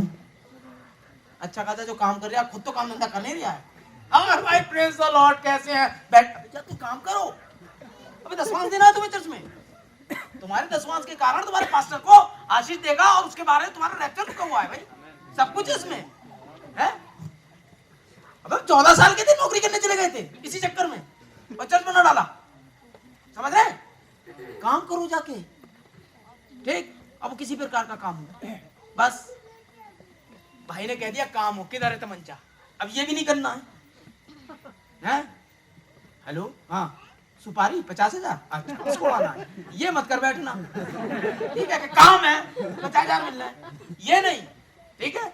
जो काम सलोना है जिसमें आपकी प्रतिष्ठा नहीं जा रही है? माँ खड़े होकर बाहर पे खड़े हुए हैं, लो भाई दारू काम है पी, ये नहीं करना है। केवल वो काम, भाई ब्रह्म के यहाँ भी ये काम होता था, शराब। भाई ब्रह्म ने शराब की बहुत सारी बोतलें धोई हैं, मैंने बहुत कुछ किया। तो मेरा मतलब ये नहीं, यदि यहाँ पर कोई काम नहीं है और आपके पास इसके अलावा कोई चारा नहीं है, तो कुछ हद तक आप ये कर सकते हैं कि अपनी जीविका के लिए, जबकि आप इसके साथ एक मत हो जाइए। अब तोंदू का पत्ता तोड़ ही रहा हूं तो बीड़ी बना लूं। मैं तोड़ने की बात कर रहा हूं आपको, पीने के लिए नहीं। अब भाई तो कह गए थे तो तोड़ दिया तो थोड़ा सा और सही, तो ये मत करना भाई।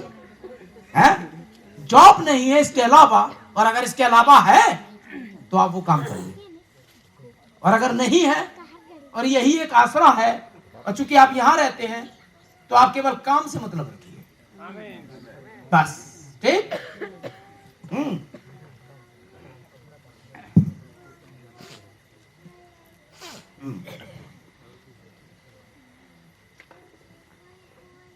बस यही सारी चीजें हैं। हाँ भाई एक क्वेश्चन और था, ये भी गया आपका, तेंदू का पत्ता। हाँ, नबी ने प्रचार किया दरवाजे के अंदर दरवाजे, ये दरवाजे क्या हैं? प्रश्न नंबर 8, ठीक है ना? ये दरवाजे क्या हैं? अगर आपका प्रश्न थोड़ा सा अच्छा भी है, चलिए मैं इसे बताऊंगा। आपने पूछा, खुदा का धन्यवाद। आमीन। बाइबल बाद में पढ़ेंगे। मैं आपको बताता हूं कि ये क्या था। देखिए, पुराने समय में नबी ने इसे एक बॉडी से दर्शाया था।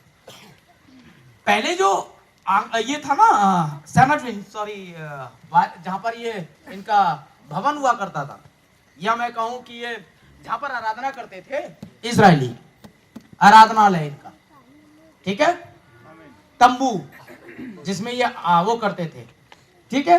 नंबर 1, पहले आंगन होता था बाहर, ठीक, और सारा भी कहते थे इसको, ठीक। क्या होते थे? पहले आंगन होता था, फिर पर्दा होता था, पर्दे के अंदर दूसरा भाग स्टार्ट होता था, ठीक। वो नहीं बना हुआ, नहीं चैप्टर में आपको दिखाता उस पे, ठीक है ना। क्या होता था? दूसरा भाग इस होता था, इसके कहते थे पवित्र स्थान। कौन सा? है जैसे बाहर आंगन, फिर ये क्या हो गया? दूसरा पवित्र स्थान, फिर ये पर्दा आ गया, इसके अंदर एक और है, ठीक है। जो अंदर वाला होता था उसे कहते थे परम पवित्र स्थान। आमीन। 3 भाग होते थे तंबू के। पहला आंगन, जब पब्लिक खड़ी होती थी वहां अंदर नहीं आ सकती थी, और आंगन में हौदी होती थी जहां पर मेमने की कटाई छटाई धुलाई होती थी, ठीक। फिर क्या होता था? दूसरा वाला पार्ट होता था, या मेनोरा होता था 7 लैंप्स वाला, जब 7 बत्तियां जलती रहती थी। आमीन। और उससे व्यक्तियों की अगर एक मेज होती थी, और मेज के ऊपर में रोटियां होती थी, आमीन, पवित्र रोटियां, ठीक है ना, समझ रहे हैं? हाँ जी, वो रोटियां वहां रखी रहती थी, ठीक। अब क्या होता है? इसके बाद एक और अंदर वाला पर्दा होता था, ठीक। इसके पीछे ये पड़ गया, इसके पीछे वहां होता था बाचा का संदूक, ऐसा एक उकाव ऐसे होता था, ऐसे करके एक स्वर्गदूत, और एक स्वर्गदूत ऐसे लगा हुआ होता था, ठीक है। ये होता था ढक्कन, ये होता था ढक्कन वो, और या वो लगे होते थे डंडे, यहाँ से डाले बाचा का संदूक उठ जाता था, ठीक है। एक स्वर्गदूत यहाँ ऐसे करके ऐसे होता था, यहाँ पर आया करता था, ये ढक्कन होता था, इसको कहते थे मर्सी सीट, ठीक, इन दोनों के बीच में, ठीक है। और यहाँ मर्सी सीट होती थी। यहोवा का आत्मा ये 7 अंगों में यहाँ घूमता रहता था इनके साथ, इसको कहते थे शिकायना ग्लोरी, ये घूम रहा है खुदा का आत्मा है। और वो जो आता था महायाजक, पब्लिक बाहर है, आमीन। फिर होते थे याजक पवित्र स्थान में। क्लियर? मैं आपके प्रश्न का उत्तर दूंगा। पवित्र स्थान में कौन होते थे? याजक। वो अंदर नहीं आते थे, अंदर आता था महायाजक, वो अलग से ड्रेस पहन के आता था, सब कुछ होता था। यहाँ उसके चपरास लगी होती थी, 12 पत्थर होते थे, 12 पत्थर इजराइल के 12 गोत्रों के 12 नाम पर आधारित होते थे। पहला पत्थर यशब होता था, फिर लालमणि वगैरह करके 12 पत्थर, आखिरी वाला होता था माणिक्य। समझ रहे? ये होता था। तो पहला पत्थर रुबेन, और पहला तभी तो लगता वो यशब और माणिक्य जैसा दिखाई देता है, यानी वही रुबेन था, यीशु मसीह के लिए लिखा है, और वही बिन्यामीन था। ये उसके पत्थरों को दर्शाता था। अब याजक जो था यहाँ 12 घंटी मानता था, 12 घंटी और 12 अनार, ये 24 प्राचीन को दर्शाते हैं। आमीन। उसकी कमर में बंधे होते थे, एक घंटी एक अनार, एक घंटी एक अनार, कमर में रस्सी में यहाँ बंधे होते थे, ठीक। और जब वो चलता था घंटी अनारों से टकराती थी, टन टन टन घंटी दिखाया करती थी। इस्राएल के 12 गोत्र अनार दिखाया करते थे इन 12 चेलों को। ये थे 24 एल्डर्स है। महायाजक यीशु मसीह का प्रतीक था। यहां से वो रस्सी मानते थे, क्योंकि जो पर्दे के अंदर जाएगा और अगर उसने गुनाह किया है, कुछ भी पाप किया, जाता ही मर जाएगा। आमीन। तो हर कदम पर वो पवित्र पवित्र कहता हुआ जाता था महायाजक, कि मेरे पाप तो निकल गया, शुद्ध होना चाहिए था। गया तब का है तो वो लहू लेके जाता था बाहर, बाहर पब्लिक को क्रॉस किया, याजक लोग लेता हुआ आ रहा है वो, ठीक है। बाहर सूरज की रोशनी, ओले पड़ रहे हैं, सब कुछ है, लेकिन यहां तंबू के अंदर छाया है, लेकिन इन 7 लैंपों की रोशनी है। आमीन। और उसके बाद अंदर शिकायना ग्लोरी की रोशनी है। ये चल रहा है बाचा के संदूक, समझ में आ रहा ना। और फिर उसके बाद महायाजक अंदर जाता था। अगर महायाजक लहू लेकर, और खुदा लहू को ग्रहण करता था यहाँ वेदी के पास, यहाँ टेबल होती थी, मसीह सीट पर डालता था खून हुआ कर, ठीक है। यहाँ अब इस खून के, उस पापी के और खुदा के बीच में ये खून आ जाता था मेमने का। तो अगर खुदा ने ये खून ग्रहण कर लिया तो वो यहाँ के आराधना करता था। और जब याजक आराधना करता था, सेनाओं का यहोवा पवित्र सेनाओं का, जब वो करता था तो घंटियां बजती, टन टन टन टन टन। इसका मतलब आराधना जारी है, आराधना जारी है। तो बाहर याजक भी कूदते थे, आराधना जारी है, खुदा ने खून ले लिया है। और पब्लिक ने देखा नहीं मेरा, तो वो हम बच गए, वो सब बच गए। और चाहते ही वो गए पटाख, घंटी कहीं खत्म, अरे घंटी खत्म, बंदा गया। तो वो अंदर नहीं जाते थे उसे उठाने, रस्सी से खींच लेते थे, क्योंकि रस्सी उसके कमर में बंधी होती थी। अंदर जो जाएगा गया, क्योंकि यहाँ खुदा के सामने कोई भी शुद्ध नहीं होता था, तो वो खून उसको बचाता था। और अगर याजक शुद्ध होता था और आराधना करता था, साल भर तक वो खून खुदा के लोगों को बचाता रहता था। फिर से आकर उन्हें चढ़ाना होता था, ऐसे वो आकर के आराधना करता था। तो पहला पर्दा, दूसरा पर्दा, तीसरा पर्दा, बाहरी आंगन ये दे है, ठीक है। आत्मा आपकी दूसरा स्टेज है, जहां 7 दूतों की सेवकाई रखी है। और उसके बाद आपका प्राण, आपका सिंहासन, जहां वाचा का संदूक वचन रहता है। पर्दे के अंदर पर्दा निकालिए, यह के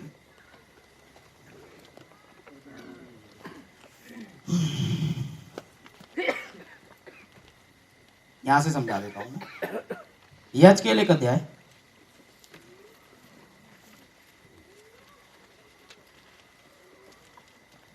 भाइयों समझ में ना आए दोबारा पूछ लेना, चक्कर में बताना, मैं तो ऐसे ही कहता रहता हूं, अगर नहीं भी आया तो दोबारा बताऊंगा। पहला अध्याय 15वें पद से, हाँ जी चालू हो जाए।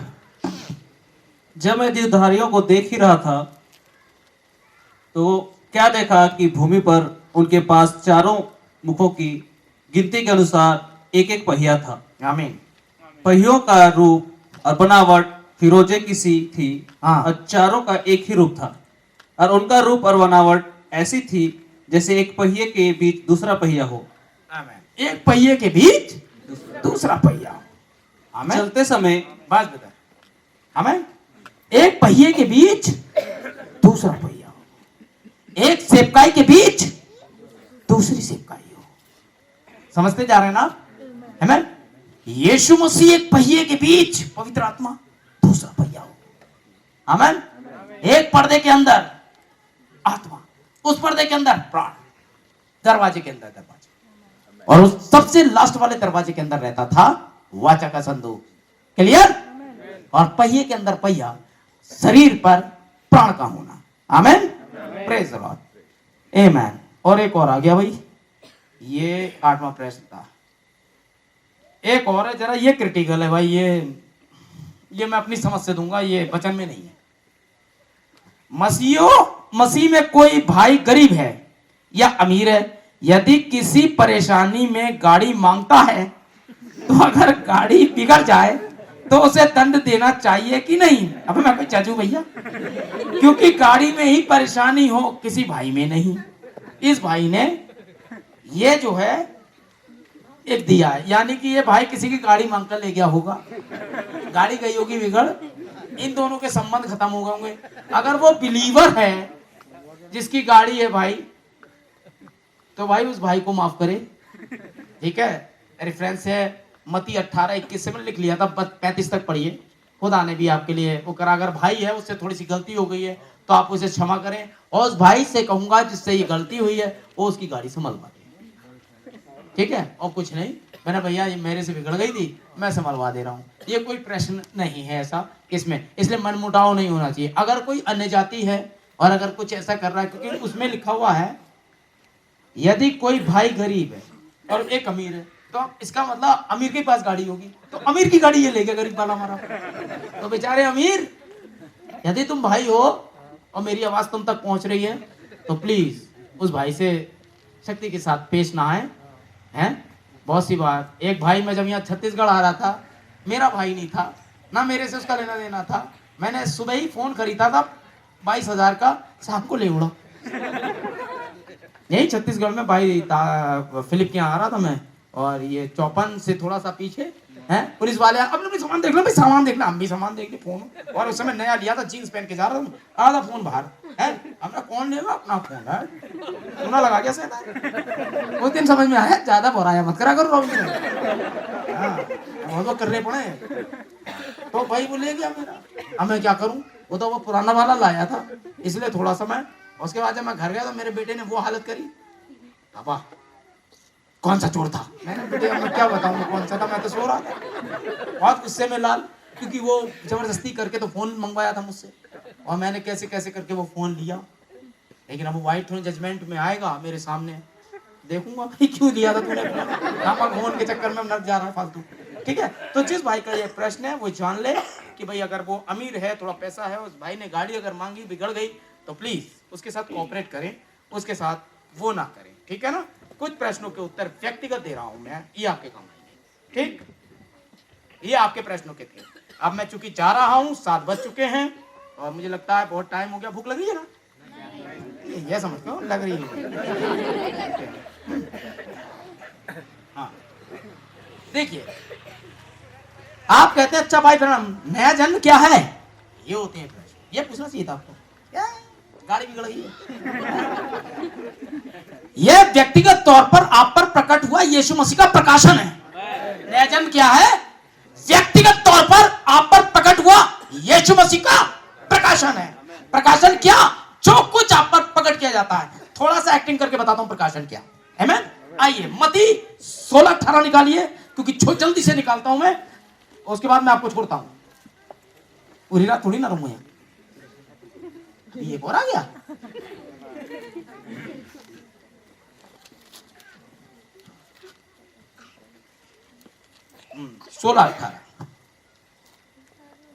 16:13 से पढ़ता हूं मैं। यीशु कैसरिया फिलिप के देश में आकर अपने चेलों से पूछने लगा कि लोग मनुष्य के पुत्र को क्या कहते हैं। उन्होंने कहा, कितने तो यूहन्ना बपतिस्मा देने वाला, कितने एलिय्याह और कितने यिर्मयाह भविष्यद्वक्ता में से कोई एक। उसने उनसे कहा, पर तुम मुझे क्या कहते हो। शमौन पतरस ने उत्तर दिया कि तू जीवते परमेश्वर का पुत्र मसीह है, ठीक है ना। और यीशु मसीह ने कहा, ये बात तुझे, लीजिए मैं पढ़ी देता हूं। यीशु ने उसको उत्तर दिया कि ये हे शमौन, यूहन्ना के पुत्र धन्य है, क्योंकि मांस और लहू ने नहीं, परंतु मेरे पिता ने जो स्वर्ग में है ये बात तुझ पर प्रकट की है। इसको कहते हैं प्रकाशन, ठीक है, जो बात प्रकाशन हुई है, ठीक है। मैं इसे बता रहा हूं।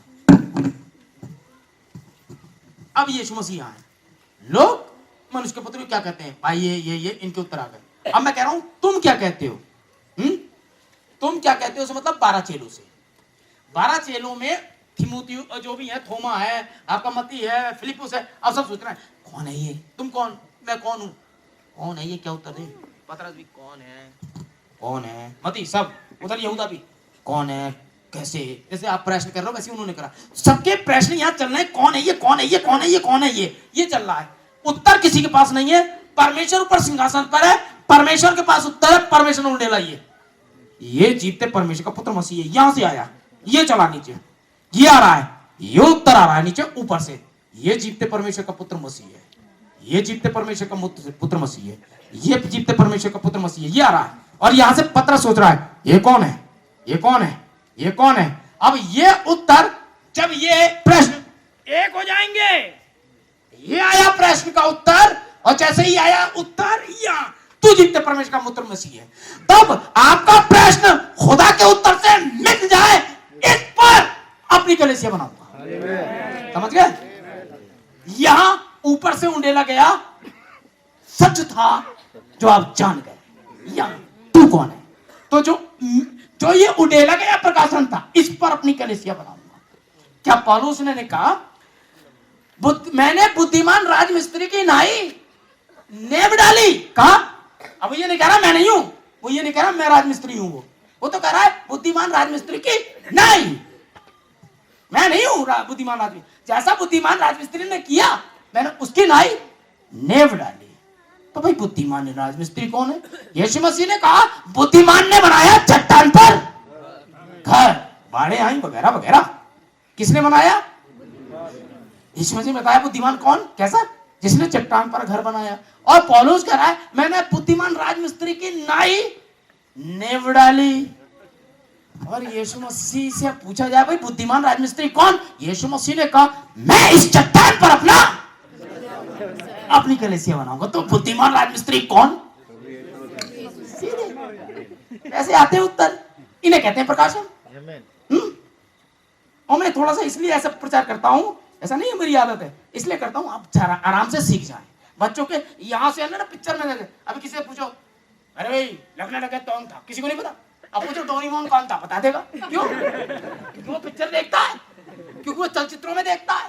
ठीक है, पता चला डोरेमोन की ड्रेस कैसी, नीली, तुरंत बताएगा। क्यों? वो देखता है। अब उससे पूछो सिम्सॉन कौन, बोले सिम्सॉन। अच्छा दाऊद, छोटा भीम कौन, छोटा भीम ये। क्यों? वो देखता है, समझ रहे? फिल्मों में देख रहा है।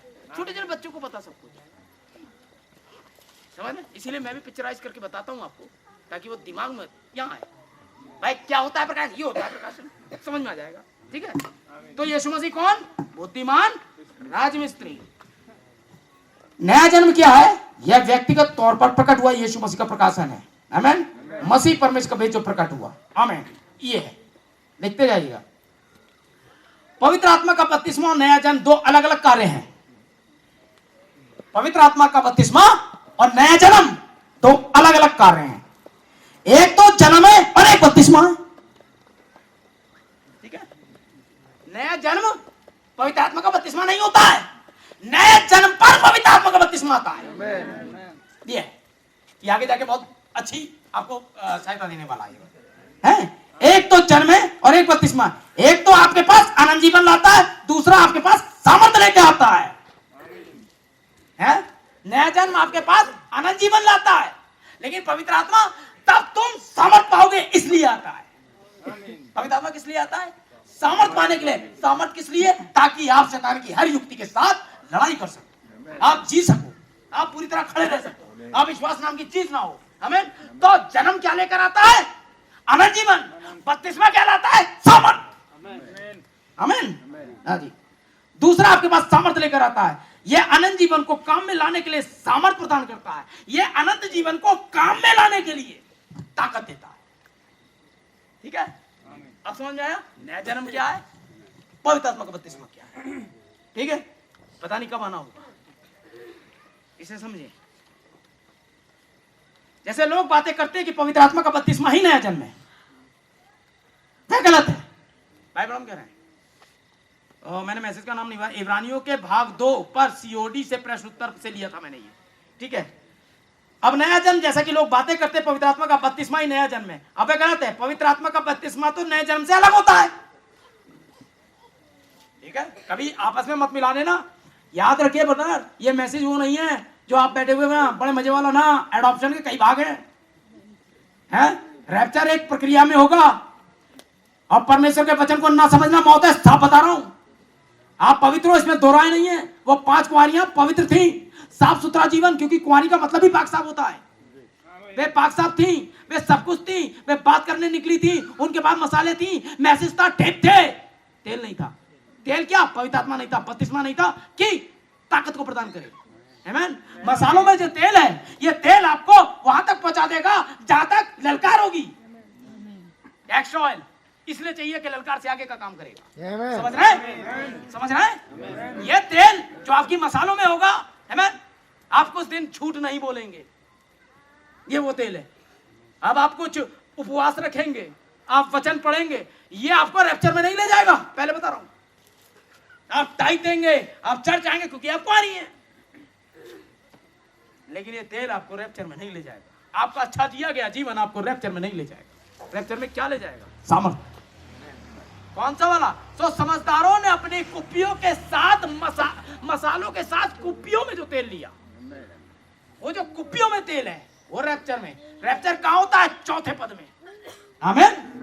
प्रकाश वाक्य 3 तक कलीसिया काल थे, चौथे पद में फिर इन बातों के बाद, कब? कलीसिया कालों के बाद मैंने स्वर्ग को खुला देखा और मैं आत्मा में, ये दोबारा आत्मा में आया था। पहले अध्याय में आ चुका था और मैं आत्मा में आपने पीछे तुरही का था शब्द देखा है। ये पहला बार, यानी कि ये मसालों वाला तेल था। और जब वो रैप्चर से आ रहा है, इससे पहले मैं आत्मा में आया और मैंने खुला हुआ द्वार देखा। खुला हुआ द्वार रैप्चर के लिए आपको फिर से आत्मा में आना है। ये दोबारा बारिश है पवित्र आत्मा की, सेकंड रिफिलिंग है। रिफिलिंग का मतलब होता है दोबारा रिफिल करना। एक होता है फीलिंग और एक होता है रिफिलिंग। समझ रहे हैं? जब आप पेन की नीब बदलते हैं तो आप क्या कहते हैं? रिफिल डाल दो, यही कहते हैं ना। रिफिल क्या? दोबारा, क्योंकि एक उसमें पहले से थी, पहले से वो फिल थी, अब रिफिल कर रहे हैं आप फिल हैं पवित्र आत्मा से, आप फिल हैं मैसेज से, लेकिन आप रिफिलिंग चाहिए, सेकंड पवित्र आत्मा दोबारा। समझ रहे हैं ना? ये आपको ले जाएगा। नए जन्म से अलग है। नए जन्म तो तब होता है जब आप नए सिरे से जन्म लेते हैं, जैसे कि हमारी बहनों ने लिया। अब ये बाल बढ़ाएंगी, ये अपना अच्छा नेचर करेंगी, ये इनका नया जन्म है। इस नए जन्म पर पवित्र आत्मा आएगा। पवित्र आत्मा का बपतिस्मा तो तब होता है जब जन्म के अंदर सेवा करने की सामर्थ्य आ जाती है। यही तो बिल्कुल ठीक होता है, समझे? पवित्र आत्मा होता है, पवित्र आत्मा में बपतिस्मा होता है, उल्टी गिनती संदेश में। जब आप अच्छा जीवन जीने लगेंगे, ये वो पाक साफ हो जाएंगे, ये आपका नया जन्म था, ये पवित्र आत्मा नहीं था। है? पवित्र आत्मा तो वैसे ही आपको मिलना है जैसे उन्हें मिला था। है? अब ऐसे नहीं आएगा आग की जीवें फटने लगेंगी, ऐसे नो नो नो। ये उपरोटी कोठरी में हुआ, उसके बाद सीट कैरियर। परमेश्वर एक विधान से काम करता है। उनने 120 को भरा, आमीन। उसके बाद वो नीचे आए, उसमें से जो 12 काम करने वाले थे वो गए। अब पवित्र आत्मा कैसे आता था? पतरस के हाथ रखने के द्वारा। ऐसे ही था कि बुलाया जाए कि पहले उन पे हाथ रखे, फिर किसी पर वैसे आया जैसे उपरोटी कोठी पे आया, नहीं। फिर कैसे आता था? अब प्रोसीजर से आ रहा है, हाथ रखने के द्वारा। लेकिन हाथ उनके द्वारा जो पहले ही पा चुके हैं, उनके हाथ रखने के द्वारा। सीट कैरियर थे, बीज को ले जाने वाले थे। What is the five-fold ministry? पौलुस कहता है बीज का बोने वाला, सॉरी यीशु मसीह ने कहा बीज का बोने वाला मनुष्य का पुत्र। ठीक है? बीज परमेश्वर का वचन, कटनी जगत का अंत, काटने वाले स्वर्गदूत, ये काट रहे हैं, ये स्वर्गदूत। आमीन। बीज परमेश्वर का वचन, आमीन। तो बीज का बोने वाला क्या होता? मनुष्य का पुत्र। ब्रदर बहन, हमने मैसेज में बोला बीज बो दिए गए। तो पौलुस कौन था? परमेश्वर का दूत। उसने क्या कहा? मनुष्य का पुत्र था वो। उसने क्या करा? मैंने लगाया, यही कहा। पौलुस ही तो लगा सकता था, वही तो मनुष्य का पुत्र था। अब पौलुस ने सींचा। This is 5 ministry. 5 प्रकार की सेवकाई बीज को सींचती है। लेकिन खुदा ने बढ़ाया। 3 प्रोसीजर। बीज की 3 कंडीशन होती हैं, छिलका, गूदा, अंदर जीवन। समझ गए? किसी भी बीज की 3 कंडीशन है। ऊपर वाला छिलका, एक पर्दा, फिर गूदा, दूसरा पर्दा, उसके अंदर जीवन। आम को देखिए, ऊपर छिलका, फिर पल्प, गूदा, उसके अंदर बीज, गुठली। 3 स्टेज में है। ऐसा ही है शुद्धिकरण, पवित्रीकरण, पवित्र आत्मा का बपतिस्मा। बीज ऐसे पनपता है। ठीक है? पहले छिलका जाएगा, फिर गूदा खत्म, फिर जो बीज के अंदर जीवन है वो बाहर आता है। 4th condition. आमीन। खुदा आपको आशीष दे। ये चौथे का और पढ़ने क्या है? गैर विश्वासियों के साथ दोस्ती रखनी चाहिए कि नहीं? पीछे कुछ नहीं है। स्कूल में टीचर डे में डांस कर सकते हैं कि नहीं? स्कूल में टीचर डे पे डांस कर सकते हैं क्या नहीं? या स्कूल में को प्रोग्राम, अगर आपके स्कूल में कोई प्रोग्राम है और ऐसा है कि आपकी धार्मिकता को ठेस ना पहुंचे तो आप उसमें पार्टिसिपेट करें, हैं? लेकिन ये डांस वांस तो फिल्मी गानों पे होगा, तो उनसे कहते हैं मैडम पैर में दर्द है, मत करो। स्कूल में प्रेयर के समय जब वचन से अलग और रामायण या कुछ भी धर्म के प्रेयर करते हैं तो हमें करना चाहिए कि नहीं? बिल्कुल नहीं। वो उनके साथ खड़े हैं, आप बोल हो जाए, और जिस समय कर रहे हैं हृदय में करिए God God hallelujah praise God, चालू जाइए। कौन रोकने का? वो थोड़ी ना, वो यहाँ से आराधना लेता है, उन्हें करने दीजिए। बाल कितना चिल्ला रहा है, क्या लेना देना। एक बार और बस हमारे वाले को तैयार होने दीजिए, आप अपनी धार्मिकता पे बने रहे। हाँ, गैर विश्वासियों के साथ दोस्ती रखनी चाहिए। किस तरीके के गैर विश्वासी ये नहीं मालूम है। दोस्ती से मतलब, यदि बाइबल कहती है बुरी संगति अच्छे चरित्र को बिगाड़ती है, यदि वो लोग ठीक नहीं है और दुनियावी तरीके के लोग हैं, आपका चाल चलन थोड़ा प्रभाव डाल देगा, आपके बेटे का चाल चलन पर प्रभाव पड़ेगा, तो बुरी संगति अच्छे चरित्र को बिगाड़ती है, आप उससे दूर हो जाए। और यदि आप ये गैर मसीह इसलिए लिख रहे हैं कि वो आपके परिवार से संबंधित है, तो आप उनके साथ हिले मिले, लेकिन उनके बाकियों की चीजों में हिस्सा बांट ना करें। ठीक है, हमारे बहुत सारे दोस्त हैं, हम भी एक साइड होते हैं, ठीक है ना। तो स्कूलों में होने वाले प्रोग्राम हेतु यदि वो मसीहत से रिलेटेड है, आप भाग लें। यदि वे डांस वांस कराते हैं तो जरूरी नहीं है, बाकी के टीचर नाचने दें, आप थोड़ा सा हल्ला कर जाए, बस यही है। ठीक है, और बहुत कुछ था जो बताया जा सकता था आपको, लेकिन याद रखिएगा मेरे भाई बहनों, समय नहीं है कि पौलुस कहता है अब गिदोन का बाकियों का मैं तुम्हें बताऊं, समय नहीं रहा। मुझे जाकर के अभी अपनी पैकिंग करनी है और आप लोग मेरे लिए प्रार्थना करना, क्योंकि मेरी ट्रेन जो है वो चौपन से है और यहाँ से गढ़वा से सीधे जाने वाली ट्रेन रद्द है कल। मैं जाऊंगा कैसे मेरी समझ में नहीं आ रहा, लेकिन खुदा उपाय करेगा। यदि वो लाया है तो वो ले भी जाएगा। बस का अरेंजमेंट कैसे, फिलहाल मैं अपने घर पहुंच जाऊंगा, इसमें दो राय नहीं है। कैसे भी होगा हम देखेंगे, प्रभु जैसा चाहेगा, ठीक है ना। तो खुदा ने चाहा तो हम निकल जाएंगे, और उसके बाद यदि आपके अभी आगे और भी प्रश्न रहेंगे तो आप डालें उसे, और मेरा नंबर ले लें, आप व्हाट्सएप करें, मैं कोशिश करूंगा देने की, ठीक है। और अधिकतर आप इस प्रकार के प्रश्न पूछें जैसे आपकी आत्मिक उन्नति के लिए जो सहायक है वो ज़्यादा अच्छे हैं। मैंने शादी कर ली, अब उसे छोड़ दूं कि नहीं छोड़ दूं, तो क्या करूं भाई, रोटी बना के नहीं देती हैं, और जो अब मिल रही है वो ज़्यादा खूबसूरत है, और ये मैंने फैसला गलत ले लिया क्योंकि मेरे वाली के अभी के 2 दांत बड़े हैं, ये पगला ही ना करें। और इस तरह के उत्तर मैं दूंगा भी नहीं, ठीक है। ये बेकार का समय का मामला होता है, और आपको अब उस समय के हिसाब से गुरु हो जाना चाहिए, आमेन। ठीक है। अच्छे प्रश्न 2-4 आए, ऐसा नहीं उनकी जैसे दरवाजे के अंदर, गॉड ब्लेस यू ब्रदर जिसने भी ये प्रश्न किया है। प्रकाशित वाक्य 5 अध्याय की ये किताब कौन सी है, क्या है, बाल कटवाने चाहिए नहीं कटवाने, अच्छे प्रश्न हैं, ठीक है इनकी। लेकिन व्यक्तिगत प्रश्नों के लिए जो आपने कहा था जैसे नसबंदी, वो आप पीछे आए वो भी दूंगा, नहीं पूछना चाहिए, लेकिन उसके लिए सार्वजनिक जगह ये नहीं है, लेकिन टोटल नबी ने मना किया है। और बहनों जो शादीशुदा हैं उन बहनों को भी मना किया है कि आप बर्थ कंट्रोल ना करें, ठीक है, आमीन। और दाढ़ी मूछों वाले भाइयों के लिए मैं प्रचार कर ही चुका हूँ, और मेकअप वाले जो है, और ख़ास तौर से आजकल वो टैटू का चलन बहुत है, यहाँ बनवा लिया, ये सब मत करवाना, क्योंकि देह वगैरह आप नहीं गुदवा सकते, टैटूज नहीं बनवा सकते हैं आप कहीं भी देह पर, मजाक मेहंदी लगवाना शादियों में, इसमें क्या है भाई, इसमें है, क्योंकि हर दुष्ट आत्मा पहले छोटे से तो नहीं वो थे ना, बिंदी मसूर की दाल के बराबर, इसमें क्या है, पाप बड़ा सलोना होता है, बहुत सुंदर होता है पाप, है बड़ा प्यारा सा दिखता है ना पाप, स्वीट सलावी।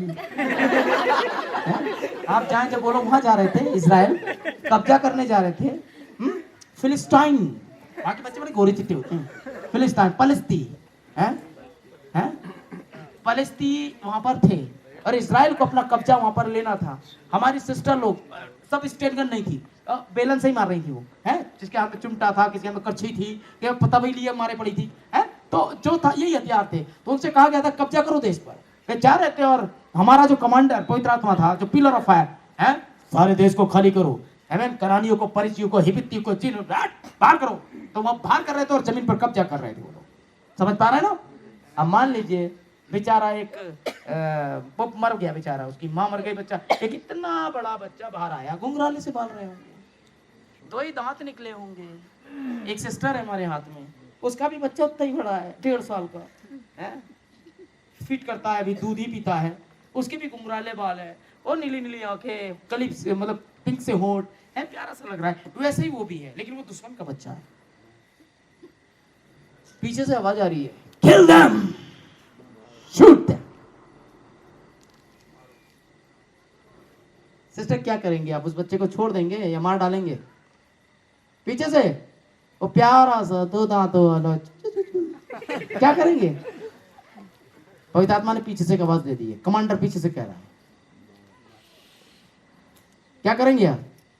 मारना ही पड़ेगा प्यारा कमांडर। ऐसे शूट आउट, गर्दन बाहर, क्योंकि ये ही बड़ा होकर गोलियत बनेगा और दाऊद को ललकारेगा, क्योंकि परिस्थिति है और परिस्थिति गोलियत बाद में। इससे पहले अजगर का चाहे इतना बड़ा बच्चा हो, अजगर का बड़ा बच्चा हो, कोई मतलब नहीं, समझ रहा ना? बनना तो इसे वही है, अगर ये बड़ा अजगर बन गया ना बेटा क्या हाल होगा आपका, सोचे, समझ रहे हैं? अभी खत्म करिए, छोटी सी बिंदी, कुछ भी नहीं भाई, बहुत प्यारी सी, एक छोटे से तिलियां ना, आप बहुत खूबसूरत है, ये बच्चा बड़ा खूबसूरत है, बड़ा होके इतना खूबसूरत नहीं होगा, बड़ा होके तो ये गोलियत बनेगा। ये पाप, ये छोटी सी बिंदी कब बिंदा बन जाए पता नहीं, इसलिए अपने आप को सुहावने वस्त्रों से सजाओ। प्यार प्यार में आपको बहुत कुछ समझा जाता हूँ। भाई लोग कहते हैं भाई रॉबिन्सन कभी सीरियस नहीं होगा, मैं स्वर्ग में भी ऐसे ही होऊंगा। खुदा को अपने तरीके के फूल चाहिए, उसे कुछ काले, कुछ पीले, कुछ नीले, जब भाई बता रहे थे हर तरह के कुछ वैसे हैं, लेकिन याद रखेगा परमेश्वर में वापस हमारी मूल पोजीशन पर आ रहा है। आप बिलचुस भाई को पहचान लें। कितनों ने भाई बिलचुस को 17 साल की उम्र में देखा है? कोई यहाँ है जिन्होंने 17-18 साल की उम्र में देखा है? मेरे ख्याल से लहराते चमकीले बाल होंगे भाई, आपका एक भी बाल खोएगा नहीं, या वही फरमाता है खुदा वापस सब करे। हैं हमारे भाई विनोद, भाई बहादुर, लोग को तो मैंने जवानी में देखा है, वो अच्छे से बहुत हंसफुस हुआ करते थे, लेकिन आज उनके मुंह में दांत भी नहीं बचे, लेकिन एक भी दांत पुनरुत्थान में वापस कर दिया जाए, सब वापस आएगा। बहनों आप जर्जर हो चुकी हो, कुछ अपने बच्चों को पालने के कारण बहनों आप जा चुकी हो, आपको बड़ी बुरी सी दिख रही हो अभी, है काफी मोटा सा पेट और काफी भारी सा सर और बिल्कुल चकत्ते से और सफेद से बाल, जैसी आप 22 साल और 18 साल की उम्र में थी, खुद आपको लौटा देगा जो कुछ उसके साथ सही। तो हम इतने बड़े उद्धार से निश्चिंत होकर कैसे रह सकते हैं? तो कितने लोग खुदा के साथ इस उपलब्धि को पाएंगे? आमीन। याद रखिएगा आपका कुछ भी खोया नहीं जाएगा, सब वापस आएगा, आपका सारा मेहनत वापस आएगा। जितने लोगों के प्राण बचाए थे सब यीशु मसीह के लिए जीते गए हीरे हैं। सो गॉड ब्लेस यू, प्रभु आपको आशीष दे।